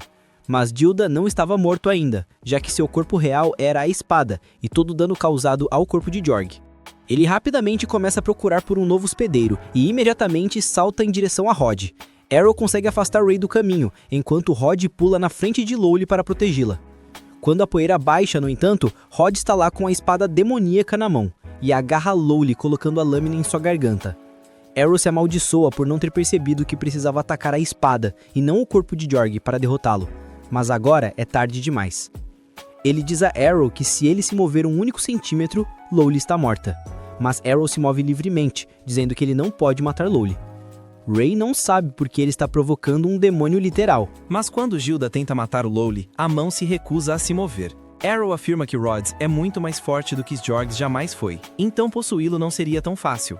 Rhodes crava a espada no chão, libertando Lowly, enquanto Gilda tenta resistir e assumir o controle. Rhodes, no entanto, é demais para ele e consegue se libertar do domínio do demônio, jogando a espada para Arrow, que a corta em pedacinhos, matando o demônio de uma vez por todas. O rolê muda para Rod, no meio de um treinão sinistro com a galera nova da guilda. Só que geral tá apanhando e fugindo, com medo, achando o treino hard demais. Aí, um moleque se ajoelha pra Lia, falando que o pai dela ensina na base da violência. Ela lembra que ele implorou pela vaga e manda na lata. Quer entrar? Tem que ralar ao máximo. Agora que Rod tá focado de novo, ele tá mais ligado do que nunca. E tudo graças ao Arrow. O garoto curioso pergunta se o Arrow não vai colar no campo de treino. Lia explica que ele vazou da guilda e a Reyna foi junto. Por isso estão recrutando gente nova para dar um gás no grupo. Mesmo assim, Lia tá de boa. Acha que cada um tem que seguir seu próprio rumo. A história vai para Arrow, viajando de carruagem para casa da família. O cara que dirige pergunta se ele vai mesmo nessa. Diz que o mestre da espada sumiu desde o torneio. Arrow fala que não tem mais nada para procurar na capital. O motorista comenta que tá tudo na paz por lá e questiona se ele tá voltando para casa ou só para rever a família. Arrow diz que tá voltando para trocar uma ideia com os parentes e testar os poderes novos, achando que dessa vez consegue ganhar da própria mãe. Quando Farah surge quietinha atrás dele, ela sente na hora. Arrow explica que venceu o torneio e quer medir força com ela. Antes de terminar a frase, ela já tá na frente dele, provando que, se tivesse armada, ele tinha perdido. Arrow pergunta se ela sabe o porquê da visita, e ela responde que sim, sugerindo que lutem atrás da montanha. No lugar combinado, ela avança na velocidade da luz, e Arrow consegue bloquear o ataque. Ele saca que só reagiu a tempo porque já conhecia o golpe do quintal de casa. Aí, ele pula bem alto e manda uma sequência de espadadas na mãe. Intrigado, pergunta que técnica ela usou, e ela, na maior tranquilidade, diz que só segurou a espada. Depois de saber que o filho luta sem usar habilidades, ela parou de usar as dela também. Ao atacar sem cuidado, Arrow leva um golpe e o som da briga treme a cidade. A floresta perde árvores com o poder dos dois e num instante eles estão lutando no céu. Depois de um tempo, Farah decide pegar pra valer e vai pra nocautear ele de vez. O papo muda pra Reyna, andando nas terras da aldeia dela e achando estranho o silêncio. Pensa que o barulho que ouviu no caminho deve ser coisa séria. Ela espera encontrar o Arrow. Ao bater na porta da casa dele, é recebida pela irmã mais nova, que pergunta quem é.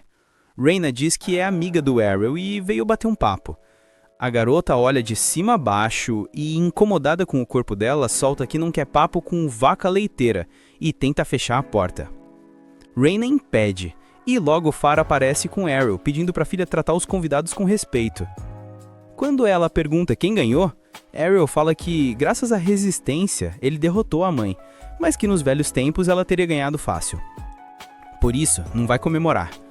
Os dois ficam sem jeito e Farah pergunta se Arrow não vai apresentar a Reyna. Já dentro de casa, ela comenta que quer falar sobre a Guerra das Espadas, mas está curiosa para saber como os dois se conheceram. Mira continua emburrada, chamando Reyna de vaca. Reyna pergunta se parece tão gorda assim, e Arrow explica que eles moravam na mesma cidade. Envergonhada, Reyna tenta esclarecer que não rola nada entre eles, só faziam parte da mesma guilda, e por isso viviam juntos. Ela pergunta por que ele saiu da guilda, e Arrow responde que pediu demissão. Ela insiste que geral se despede antes de ir embora, mas o garoto explica que já tinha aprendido todas as técnicas que queria copiar e vazou. Nisso, Evans chega para avisar Farah sobre um desastre natural na floresta que assustou o povo. A mulher, na maior tranquilidade, diz que já resolveu tudo e derrotou os monstros responsáveis. Arrow nota que a mãe sempre sabe o que fazer. Evans vê que a filha tá ali e pergunta por que ela veio. Farah explica que Reyna veio para casa deles para aprender a ser uma boa esposa. O homem se emociona, lembrando de como ralou para criá-la bem e agora vê toda madura.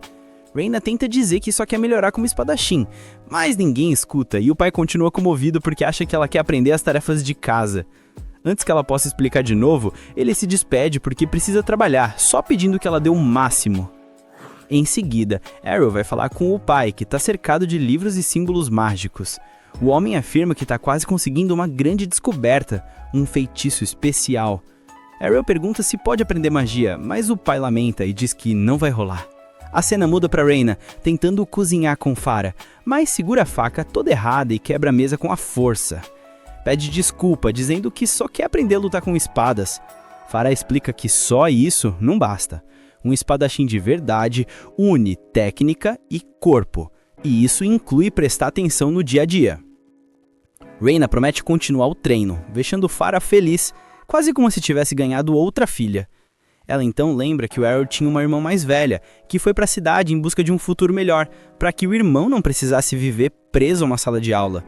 Reyna sabe que quem não tem habilidade costuma ser zoado, mas acha que não precisa se preocupar com alguém que, mesmo sem dons, é mais forte que todo mundo. A história volta pro Arel, ainda com o pai. O homem mostra como usa magia e conserta uma xícara numa boa. Depois, explica que o filho deveria desistir de tentar. Nunca ouviu falar de alguém que conseguisse usar magia sem ter dons ou habilidades. Arel pensa que talvez não seja impossível, e o pai admite que ele tem talento, mas existem limites que nem o esforço supera. Mostra ao filho todas as espadas que já fez, e explica que quem não tem magia dificilmente evolui. Arel concorda, mas pergunta quem pode mesmo dizer que ele não tem poder mágico. O pai responde que se tivesse magia, teria sido reconhecido durante a bênção e poderia usá-la. Arel insiste que sente magia dentro de si. Ele lembra de quando Rhaena o atacava na guilda, e o pai demonstra preocupação, achando que ela mostra carinho de um jeito agressivo. Arel explica que não era isso, ele só deixava que ela o batesse para fortalecer a resistência. Arel se recorda de quando, ainda na guilda, havia tomado água benta para tentar se curar, só que não sentiu nenhuma força divina agindo. Era como se outra energia dentro do corpo dele estivesse se regenerando. O pai, intrigado, sugeriu que aquilo talvez fosse um tipo de magia. Se fosse verdade, ele poderia finalmente ensinar o garoto. Arel notou o brilho de empolgação no olhar do homem, algo que não via há muito tempo. O pai confessou que sempre teve uma certa inveja de Farah, a mãe de Arel, porque ela tinha permissão para ensinar ele a usar espadas. Curioso, o homem perguntou se o filho ainda conseguia sentir aquela energia no corpo. Arel respondeu que sim, dizendo que ela ainda pulsava dentro dele.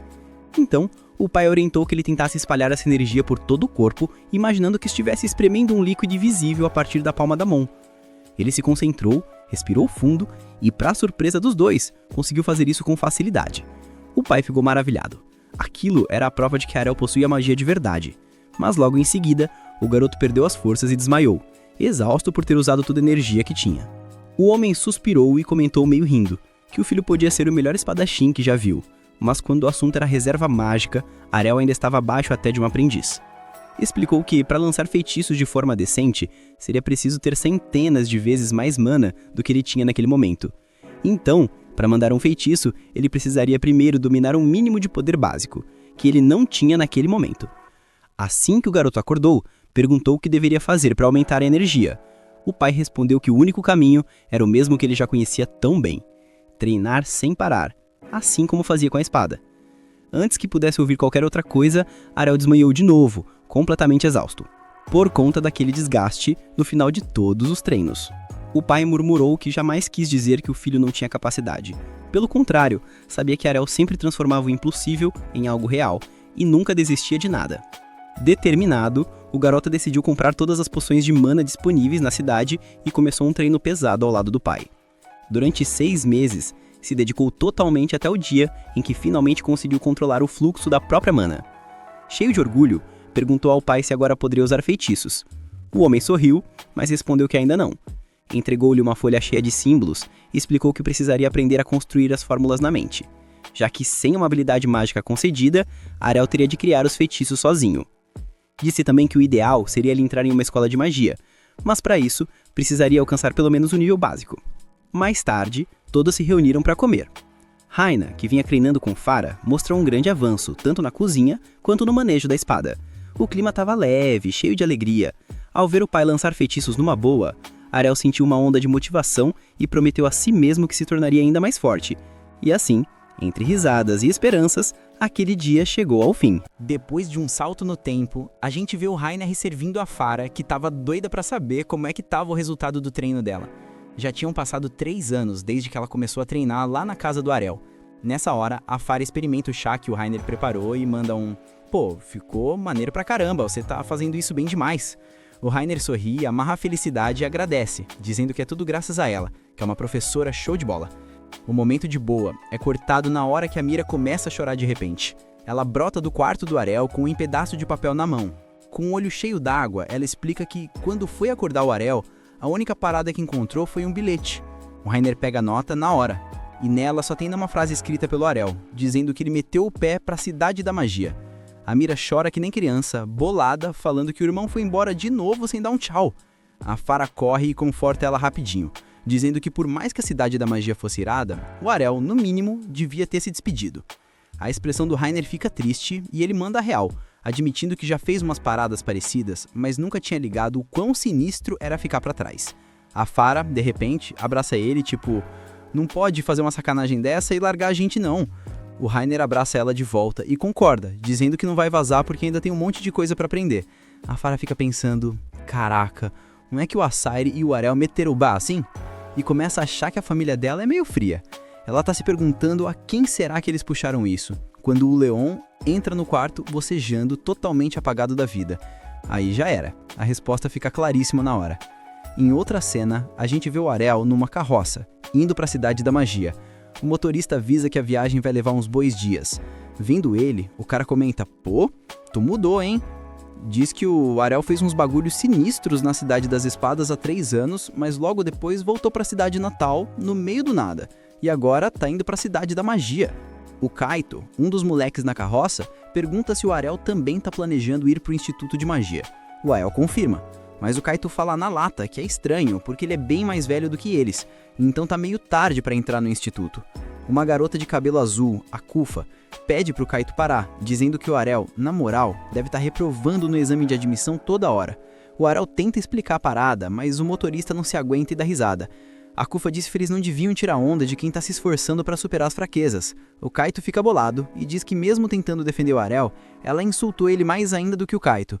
Os dois começam a discutir, mas uma mina de cabelo verde, a Colette, pede nervosa para eles pararem de brigar. O Kaito só manda ela calar a boca, falando que jamais ia perder tempo brigando com uma perdedora como a Kufa. Enquanto eles trocam ideia, o Ariel fica pensando se todos ali são feiticeiros, porque se forem, isso quer dizer que eles devem ter recebido as bênçãos há pouco tempo.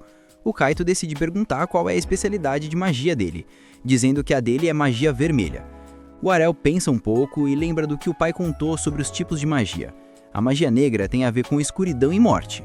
A branca, com luz e vida. A amarela é ligada à terra e metais. A verde, ao ar e clima. E a azul, à água, gelo e frio. Por último, a do Kaito. A magia vermelha é sobre fogo e calor. O Leão explica que o tipo de magia que a pessoa pega depende de cada um. Mas no caso do Ariel, ele não está limitado a só uma, então ele testou todas que o pai conhecia. Pensando nisso, ele fala pro Kaito que não tem uma, porque ele não tem classe. O Kaito fica sem entender nada, mas a Kufa dá risada e diz pro Kaito que o Ariel tá caô, obviamente. Qual é? Alguém sem classe nunca ia tentar entrar no instituto. O Kaito fica puto rapidinho e fala pro Ariel que a brincadeira não teve graça nenhuma. O Ariel esclarece que não tá de caô e pra provar mostra a identificação de classe dele. Os moleques ficam chocados ao ver que é verdade. A Colette até comenta que é a primeira vez que vê uma identificação sem classe. O Kaito, agora meio que tirando onda, pergunta pro Ariel se ele sério tá pensando em aprender magia sendo sem classe. Diz que ele deve ser maluco de fazer uma parada dessas. Mas o Ariel só comenta que essa situação é familiar pra ele. Naquele momento, a carroça para do nada, com um rugido muito alto vindo do mato. O Ariel fala calmão que parecia um rei troll macho e que o bicho provavelmente rugiu pra eles de algum lugar da floresta. O Kaito se liga na hora, alarmado, dizendo que essas paradas são super fortes, então eles têm que meter o pé o mais rápido possível. Só que o motorista avisa que os cavalos desmaiaram, então eles não conseguem sair dali. A Colette entra em pânico, falando que eles vão morrer, mas o Kaito tenta acalmar ela e lembra que Troll é Troll, e que com certeza eles conseguem fazer alguma parada. O Kaito concorda, dizendo que Trolls são enormes e se movem devagar, então dá pra acertar eles. A Kufa diz que dá pra vencer se eles se unirem, então eles têm que trabalhar em equipe e usar todo o poder pra derrotar o Rei Troll. Depois de uns segundos, um Troll gigante aparece na frente deles e a Colette se assusta na hora. O Kaito dá um gás nela, dizendo que eles dão conta apesar do tamanho. Mas quando o Troll chega perto, o verdadeiro Rei Troll afasta ele com um tapão e os moleques piram ao ver o quão gigantesco o bicho era de verdade. As meninas tremem de medo, falando que não dá, e o Kaito admite que eles não têm chance contra essa coisa. Mesmo assim, ele cria coragem para encarar o Rei Troll, falando que não vai perder sem pelo menos tentar. Ele tenta dar um dano, usando toda a mana para lançar uma bola de fogo poderosa. Infelizmente, isso não faz nem cócegas no Rei Troll e só deixa ele mais puto. O Kaito entra em pânico por ter ficado sem mana, mas enquanto ele chora, o Rei Troll some na frente dos olhos dele no meio de uma explosão destruidora. Eles ficam totalmente confusos porque o Troll simplesmente virou cinzas, sem eles terem feito nada. Nessa hora, o Arel comenta que devia ter se segurado mais, porque aquilo com certeza foi exagero. O Kaito se toca de que foi ele quem lançou aquele feitiço, e a Colette comenta que a explosão é magia vermelha de nível supremo. O tipo de magia que só um mago de alto escalão usa. Enquanto os moleques tentam processar o que acabou de rolar, o Arel decide usar magia nos cavalos, ajudando eles a se recuperarem rapidinho. O motorista agradece, dizendo que ele salvou a vida dele de novo, mas o Arel responde que gostaria de ver do que ele é capaz na próxima. O Kaito chega voado no Arel para se desculpar por ter sido mó grosso, dizendo que não fazia ideia de que ele era um grande mestre.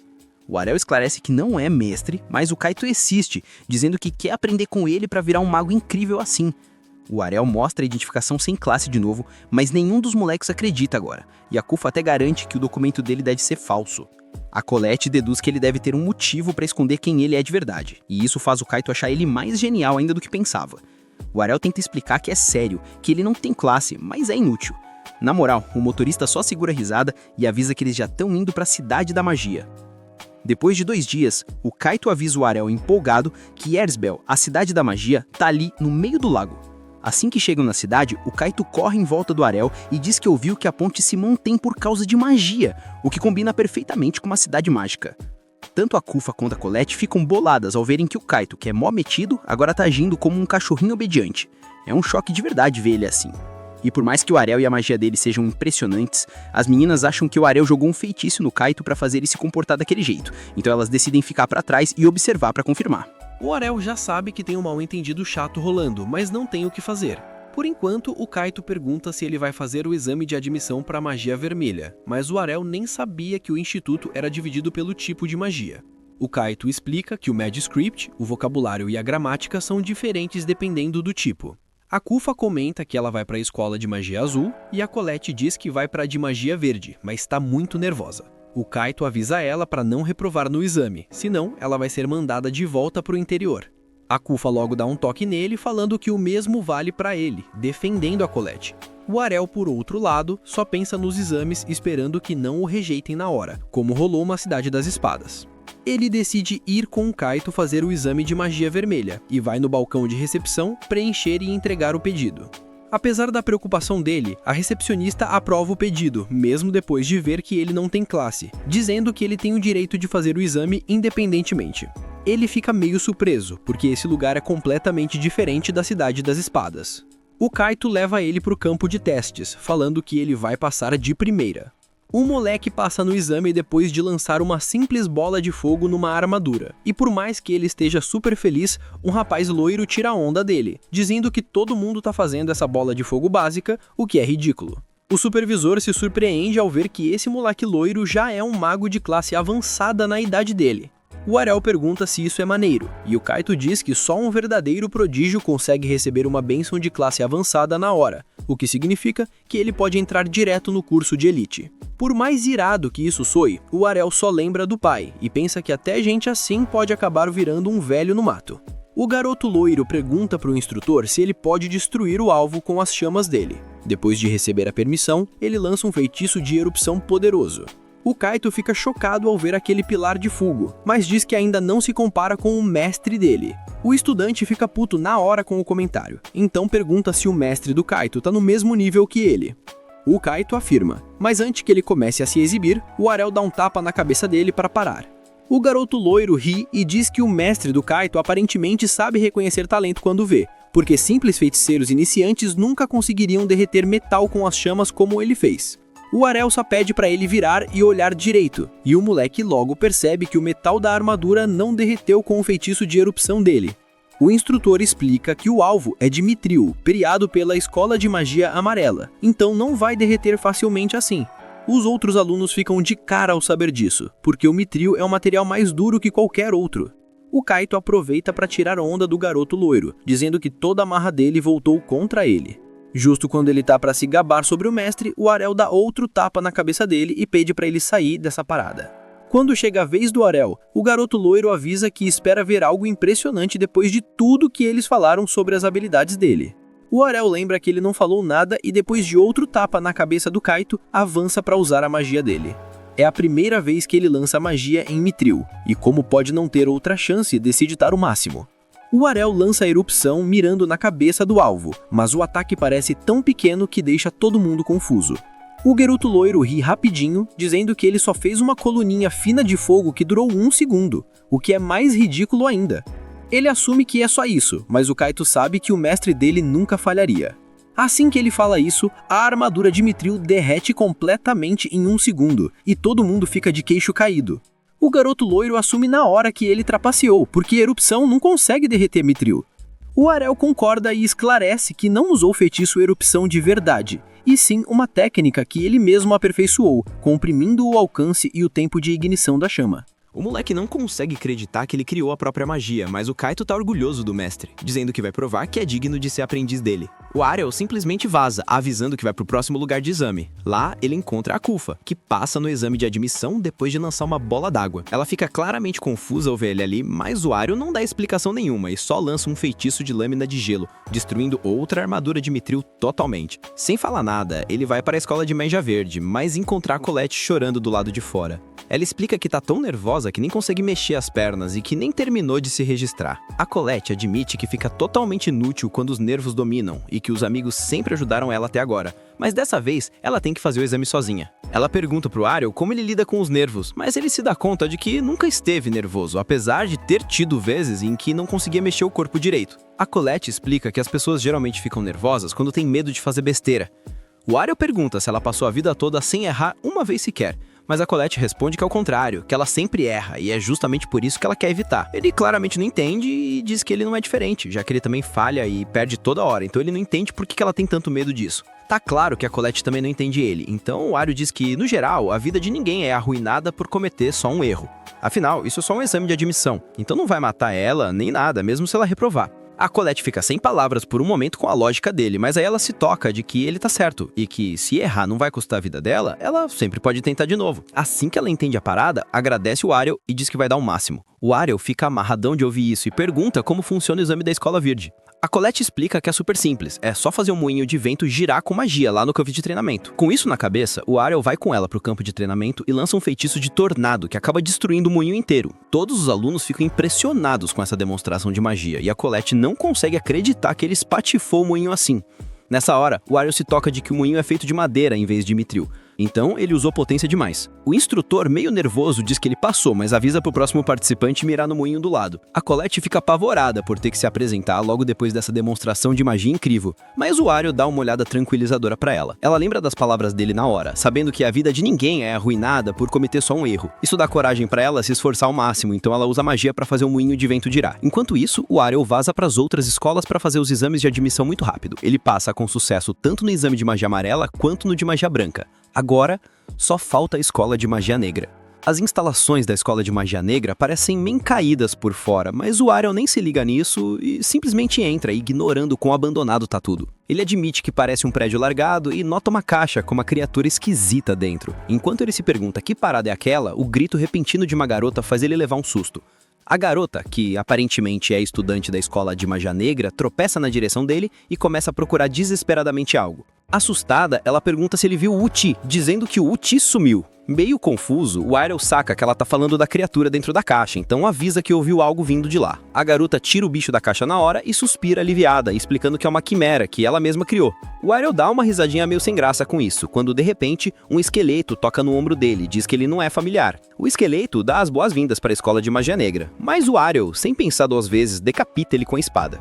O esqueleto pega a cabeça rapidinho e reclama de como ele é cruel, perguntando por que alguém simplesmente decapitaria uma dama assim. O Ariel pergunta se ele é um monstro ou um morto-vivo, mas o esqueleto responde que o nome dele é Natália e que ele é só um físico bonito. Ignorando o fato de ser um esqueleto, o Ariel pergunta onde é o exame de admissão para a escola de magia negra, mas a Natália esclarece que não tem exame de admissão ali, porque nunca teve muitos alunos interessados em aprender magia negra, e é por isso que todo mundo é bem-vindo. O Ariel pensa sinceramente que eles deviam ser um pouco mais seletivos, mas ao ver a garota de antes, fica claro que eles realmente aceitam qualquer um. Depois de se registrar, o Kaito, a Kufa e a Colette encontram ele na cidade, e os 3 perguntam para qual escola ele vai. Ele esclarece que não vai escolher uma, porque simplesmente vai em todas. O Kaito avisa que é loucura ir para 3 escolas ao mesmo tempo, por melhor que ele seja em magia. No entanto, o Ariel deixa eles mais chocados ainda quando diz que na real ele vai frequentar 6 escolas ao mesmo tempo: vermelha, azul, verde, amarela, branca e negra. A galera simplesmente não botou fé na história do Ariel. Eles olhavam com aquela cara de isso é impossível, e para acabar com o mistério de uma vez por todas, Ariel teve que fazer a prova definitiva. Despejou sobre a mesa todas as carteirinhas de identificação que ele havia recebido das 6 instituições de ensino que o aceitaram. Ao verem um monte de cartões, um para cada escola diferente, finalmente se convenceram da loucura, mas ficaram chocados com a audácia do garoto. A principal dúvida era, como é que as escolas permitem que ele estude em tudo que é canto ao mesmo tempo?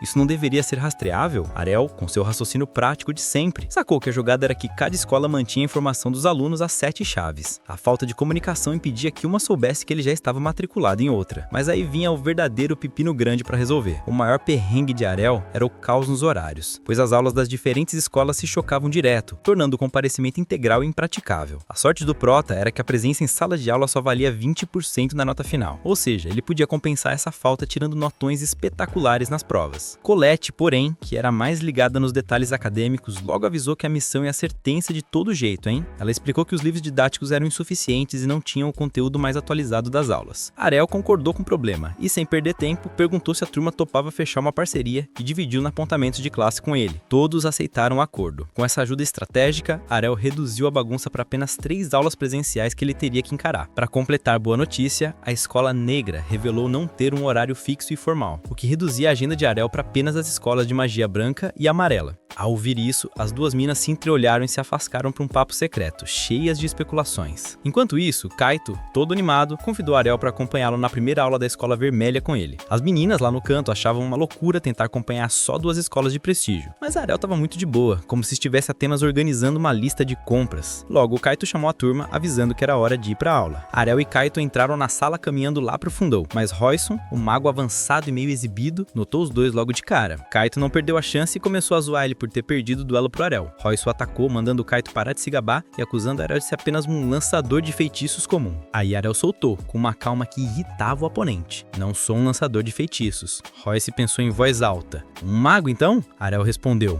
Mago também não sou. Royce se assustou, sentindo a pressão. Um arquimago avançado por acaso? Ariel, para deixar o rapaz completamente bugado, respondeu. Também não sou. O professor entrou e Royce, desesperado e sentindo o orgulho ferido, perguntou qual era a classe do Ariel. O professor abriu o livro e, para o espanto geral, revelou. Ariel não tinha classe nenhuma registrada. Royce ficou em choque total. Ariel e Kaito se ajeitaram, e o professor iniciou a lição, pronto para desafiar a turma. O mestre começou a escrever manuscritos complexos no quadro, fazendo a cabeça de Kaito fritar. Ariel, no entanto, ficou surpreso. O professor estava ensinando a linguagem mágica básica. Ele achou esquisito, afinal, a maioria dos lançadores de feitiços usava os manuscritos de forma instintiva. O professor explicou que, embora não precisassem para feitiços simples, dominar um manuscrito era essencial para magias avançadas, pois aumentava o poder, reduzia o dreno de mana e aliviava a tensão no corpo. E mais, permitia criar novos efeitos rearranjando a estrutura dos feitiços, como um código de programação. Kaito ligou os pontos na hora. Ariel fazia essa técnica poderosa manipulando os feitiços com maestria, sem nunca ter tido treino formal. Ariel ficou abismado. Ele achava que estava apenas copiando o pai, que vivia brincando de misturar e otimizar feitiços como se fossem peças de montar. No dia seguinte, Ariel estava na escola verde, sentindo-se entediado por não ter absorvido nada novo nas 3 escolas anteriores. Mas o ânimo voltou, lá ensinavam magia de voo. Ele nunca tinha usado, pois o pai tinha fobia de altura, o que restringiu seus experimentos. A professora de vento mandou a galera se visualizar sendo puxada por uma corrente de ar. O Prota percebeu que esse truque só funcionava para quem tinha classe de vento. Enquanto ele pensava em uma alternativa, Colette, segurando a onda, conseguiu subir no ar.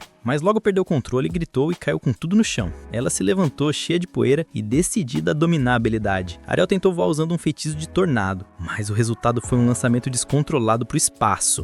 Ao aterrissar como um meteoro, ele concluiu que a magia foi um pouco over, provou o básico. Colette ajudou ele quando outro aluno chegou zoando os dois, se gabando de que era bom o suficiente para vencer a próxima corrida aérea. Colette explicou que era uma competição de controle de movimento em pistas de obstáculos. Ariel se interessou e quis participar, mas o metido lembrou que ele não sabia voar. Ariel disse que ia aprender com um treino suficiente. A corrida seria em 2 meses. O aluno Snob zombou, dizendo que Ariel precisaria de pelo menos 6 meses e deveria tentar só no próximo ano. Mas Ariel, com a moral lá em cima, garantiu que ia dominar as habilidades de vento a tempo. Colette, contagiada pela confiança, acreditou na hora. Poucos dias depois, Kaito e as meninas foram à Escola Verde. Colette tinha perdido um objeto lá. Kaito estava nervoso por ser tarde, e Kuofa estava morrendo de medo dos boatos de assombração. Kaito tampou os ouvidos, e Kuofa zoou por ser medroso. Enquanto os dois tretavam, Colette pediu silêncio, já era meia-noite. De repente, os dois viram um fantasma flutuando atrás dela e soltaram um berro de terror. O fantasma voou pela janela e tapou a boca de Colette para evitar o grito. Kaito o ameaçou, pronto para lançar um feitiço. O fantasma levantou as mãos e tirou o capuz. Era o Ariel. Ariel perguntou o que faziam lá. Eles rebateram, perguntando por que ele perambulava como um assombro. Ariel apontou para os pés flutuando sobre o chão e explicou que estava praticando as habilidades de voo todas as noites, aproveitando a calmaria. Kuofa ficou aliviada. Kaito se preocupou com a saúde de Ariel, perguntando se ele estava exausto. Ariel tranquilizou, dizendo que estava bem, pois ele também estava dormindo naquele momento. A galera ficou chocada. Ele confirmou que dormia enquanto usava o feitiço para economizar tempo e energia. Kuofa achou impossível, mas ficou admirada com a capacidade de otimização do Prota. Kaito percebeu o quanto tinha relaxado no treino e se sentiu motivado. Ele prometeu se esforçar mais para dominar suas técnicas. O protagonista lembrou que ele deveria primeiro superar o medo de fantasmas, enquanto as garotas também se sentiram inspiradas. Depois de recuperar o objeto, a turma foi embora. Ariel foi à escola negra. Natália ficou super feliz. Ariel disse que só queria usar a biblioteca. Ele explicou que queria ler todos os livros raros, que não existiam em outro lugar. Natália tentou recrutá-lo, mas ele recusou e levou os livros. No dia seguinte, Ariel estava na aula da Escola Vermelha e levantou a mão. Quando o professor se virou, Ariel apontou que uma linha do feitiço no quadro estava escrita errada, corrigindo o mestre na frente da turma. Kaito ficou impressionado. Ariel explicou que teve que memorizar cada feitiço, e para lembrar de tudo, ele encurtava os mais longos, criando atalhos. O professor, intrigado, pediu para Ariel reescrever a versão curta no quadro. Ao ver que Ariel havia eliminado 2 linhas inteiras, o professor reconheceu seu talento, mas alertou que a versão removia todas as seguranças, fazendo o feitiço poder explodir. Ariel respondeu que a proteção divina dele era suficiente para aguentar qualquer explosão, desde que não morresse. O professor ficou pensativo. O professor perguntou se Ariel toparia um teste para pular direto para o 2º ano. Ariel demonstrou interesse, e Royce também pediu para fazer o exame. O professor os levou a uma arena, avisando que teriam que derrotar um monstro. Royce foi primeiro. O professor abriu o portão. Um minotauro gigante saiu, deixando Royce nervoso. Royce roçou erupção, mas o minotauro era rápido e desviou do ataque. Quando a fera ia atacar, o professor a fez sumir no ar, rindo. Royce se sentiu mal pelo péssimo desempenho. O professor lembrou que a prova era para alunos mais velhos e que o teste era para ele conhecer os seus próprios limites. Royce aceitou a fraqueza e prometeu treinar com afinco. O professor chamou Ariel. Ariel desceu a arena. O professor abriu o portão, mas outro minotauro saiu. Uma instrutora entrou correndo e revelou que havia liberado um minotauro de nível superior para o Ariel, deixando o professor de cara. O minotauro avançou. Ariel preparou 2 lanças de fogo ardente. A instrutora notou que Ariel priorizava a precisão. Ariel lançou, mas o minotauro saltou por cima delas. Ariel usou uma nova estratégia. Controlou as lanças para atacarem o monstro pela retaguarda. Elas cravaram no corpo. Com o minotauro derrotado, a instrutora perguntou se ele havia adicionado um efeito rastreador. Ariel confirmou. Em seguida, Ariel usou a erupção para incinerar o minotauro. O professor ficou maravilhado, comparando Ariel aos melhores da escola. Ele suspeitou que a classe de Ariel não havia sido detectada. Ariel perguntou se tinha passado sorrindo. O professor Vacas disse que o resultado era óbvio e o instruiu para ir para as aulas de segundo nível. Mais tarde, Kaito se gabou da promoção de Ariel. Ariel, porém, não estava satisfeito. Ele percebeu que a promoção foi um atalho e que as outras escolas talvez não dessem essa chance. As meninas sacaram. Ariel queria ser promovida em todas as escolas. De fato, Ariel planejava obter a promoção em 6 instituições.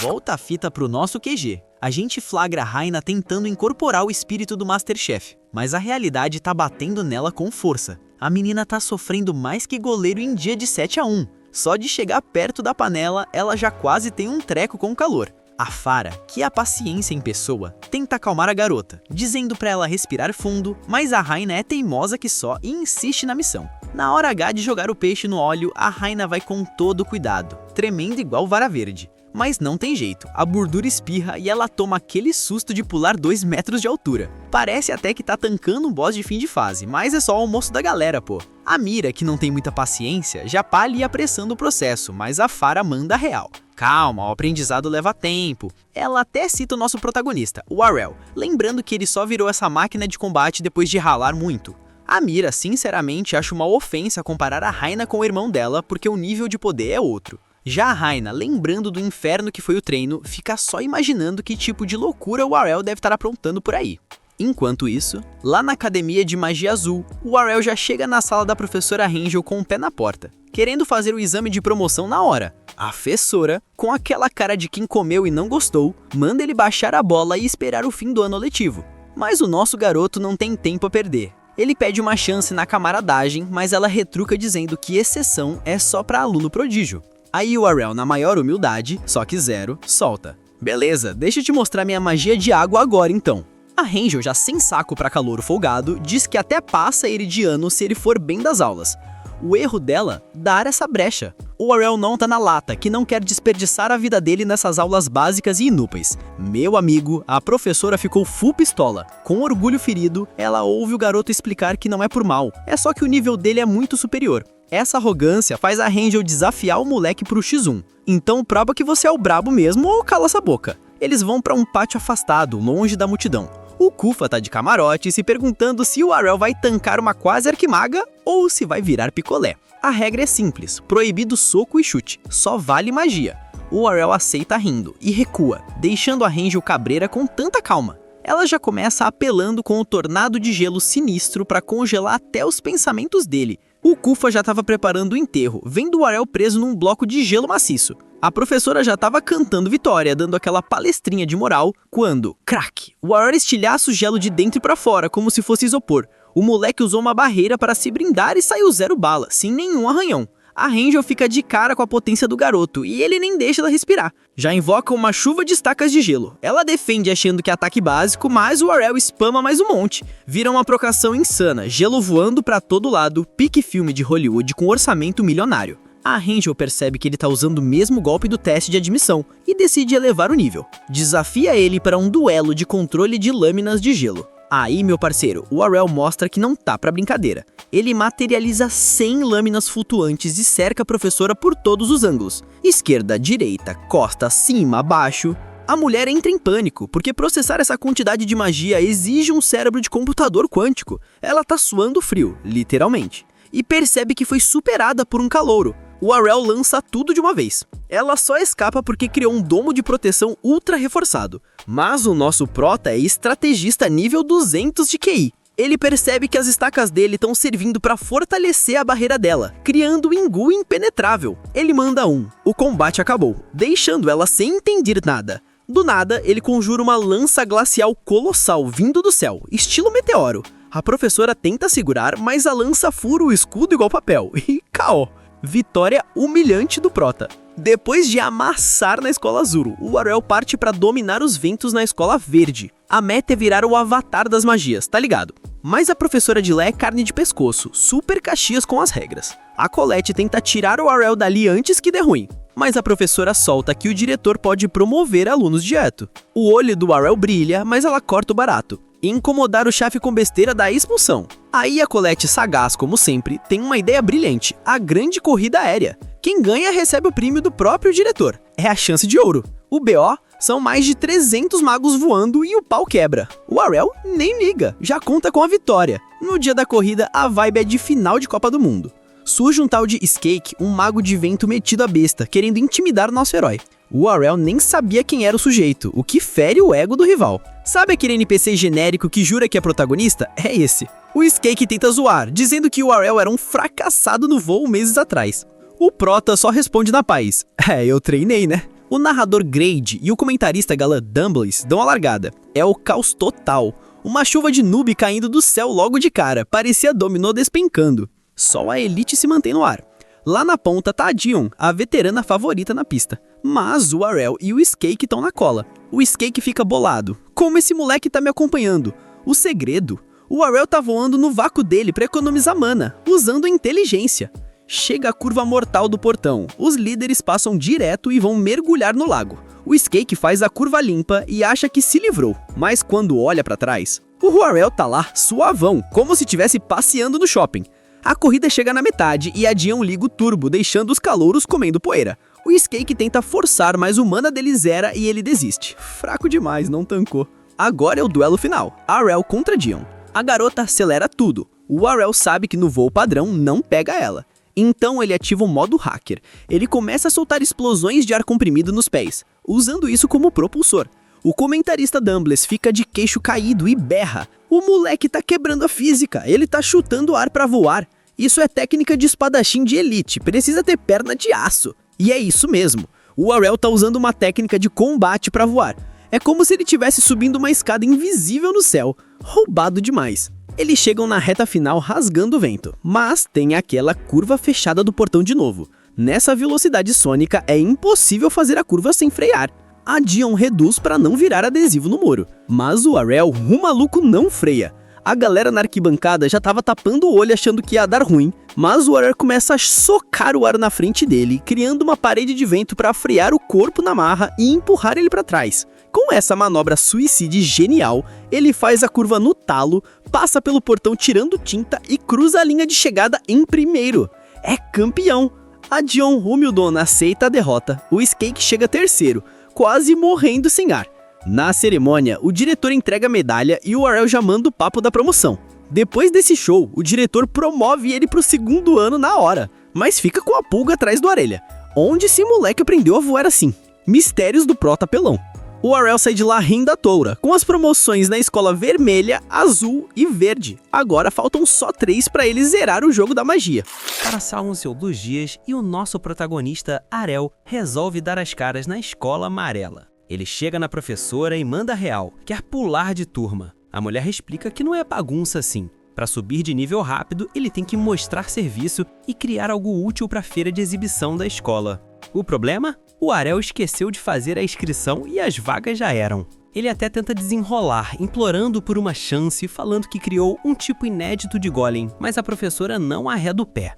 É aí que entra um instrutor chamado Hogwell, que estava só de putuca na conversa. Ele se interessa pelo papo do golem e faz uma proposta tentadora. Se o Arel mostrar algo realmente especial, ele descola uma vaga na feira e ainda contrata o garoto como assistente de pesquisa. O nosso prota acha a esmola grande demais, mas como o cavalo dado não se olha os dentes, ele aceita. Quando o Hogwell sai de cena, a professora fica preocupada e avisa o Arel que ele se meteu numa fria. Ela conta que o Hogwell é viciado em golems de combate e usa as exibições para humilhar e esmagar os alunos mais fracos. Basicamente, o cara só quer usar o Arel de saco de pancadas. Ela até se oferece para ajudar a cancelar o acordo, mas o Arel tá tranquilo e favorável, confiando no próprio taco.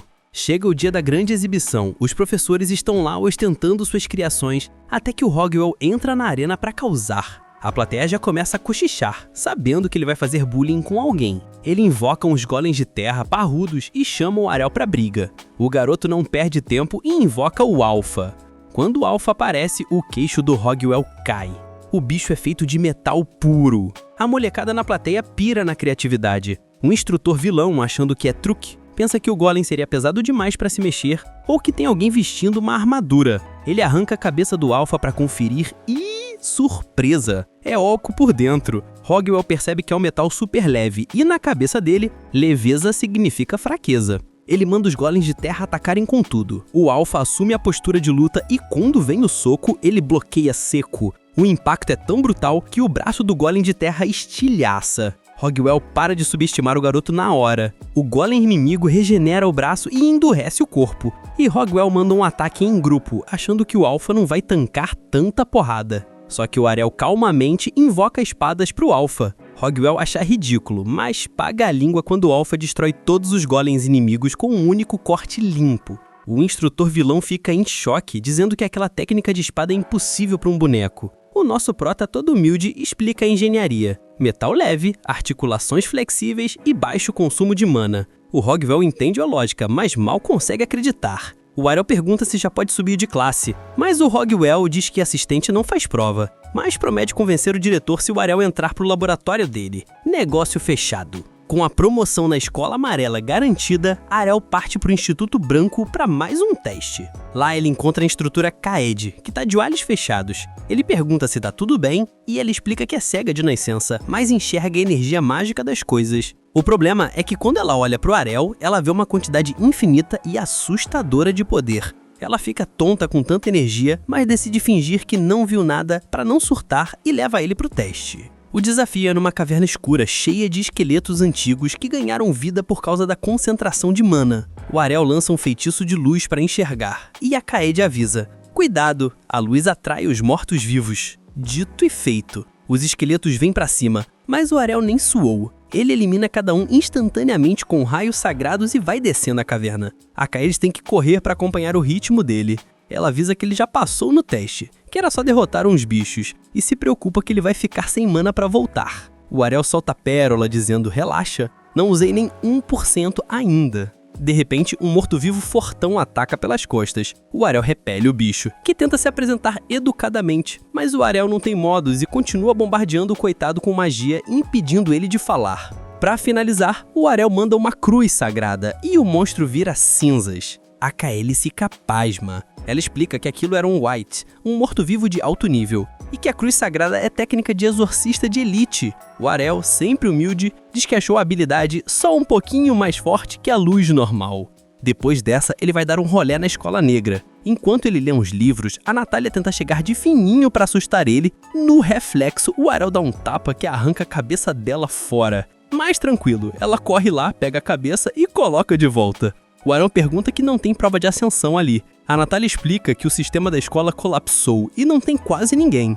O Ariel nota uma sala vazia nos fundos da biblioteca. A Natália diz que é um laboratório de testes para magia negra, já que não dá para testar isso ao ar livre sem dar ruim. O Ariel decide usar a sala para testar umas magias pesadas. Ele pega um livro que estava dando sopa e, do nada, o livro brilha e cega ele. Quando a luz baixa, o livro tá vazio e tem um cara flutuando na sala. O estranho agradece por ter sido liberto e confirma que é um demônio. Ele diz que o Ariel foi o único maluco que tocou no livro em anos. Como agradecimento, o demônio diz que vai dar um presente, mas logo muda o tom e exige carne humana para voltar pro reino dele. Ele ataca, mas o Ariel defende fácil. O prota tenta explodir o bicho, mas a magia falha. O demônio ri dizendo que prendeu o Ariel numa barreira anti-magia. Sem magia, sem problema. O Ariel segura a varinha igual um taco de beisebol e arranca a cabeça do demônio na base de paulada. O bicho cola a cabeça de volta, chocado, achando que o Ariel é um espadachim mágico. O Ariel nega e começa a sessão de espancamento.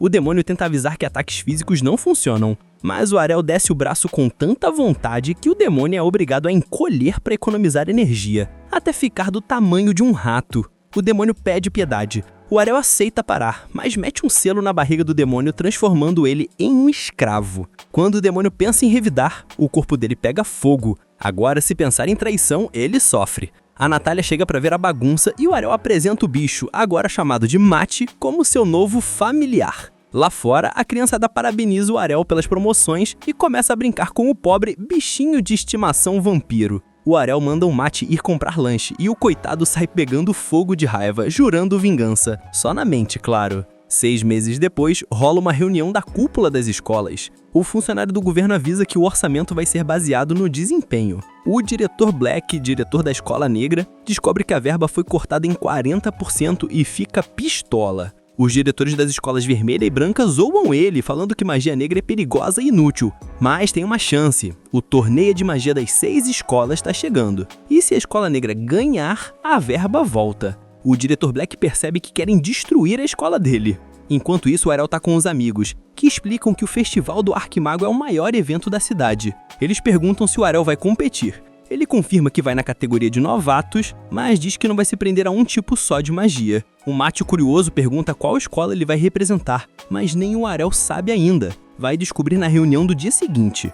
Naquela noite, o desesperado diretor Black desenha um círculo mágico bizarro no chão, prometendo mostrar o verdadeiro poder da magia negra. Ele invoca o monstro mais forte do reino demoníaco. Uma massa de carne nojenta aparece e... nhac! Engole o diretor Black inteiro num instante. Agora essa coisa tá solta na cidade e absorveu o diretor. Deu muito ruim.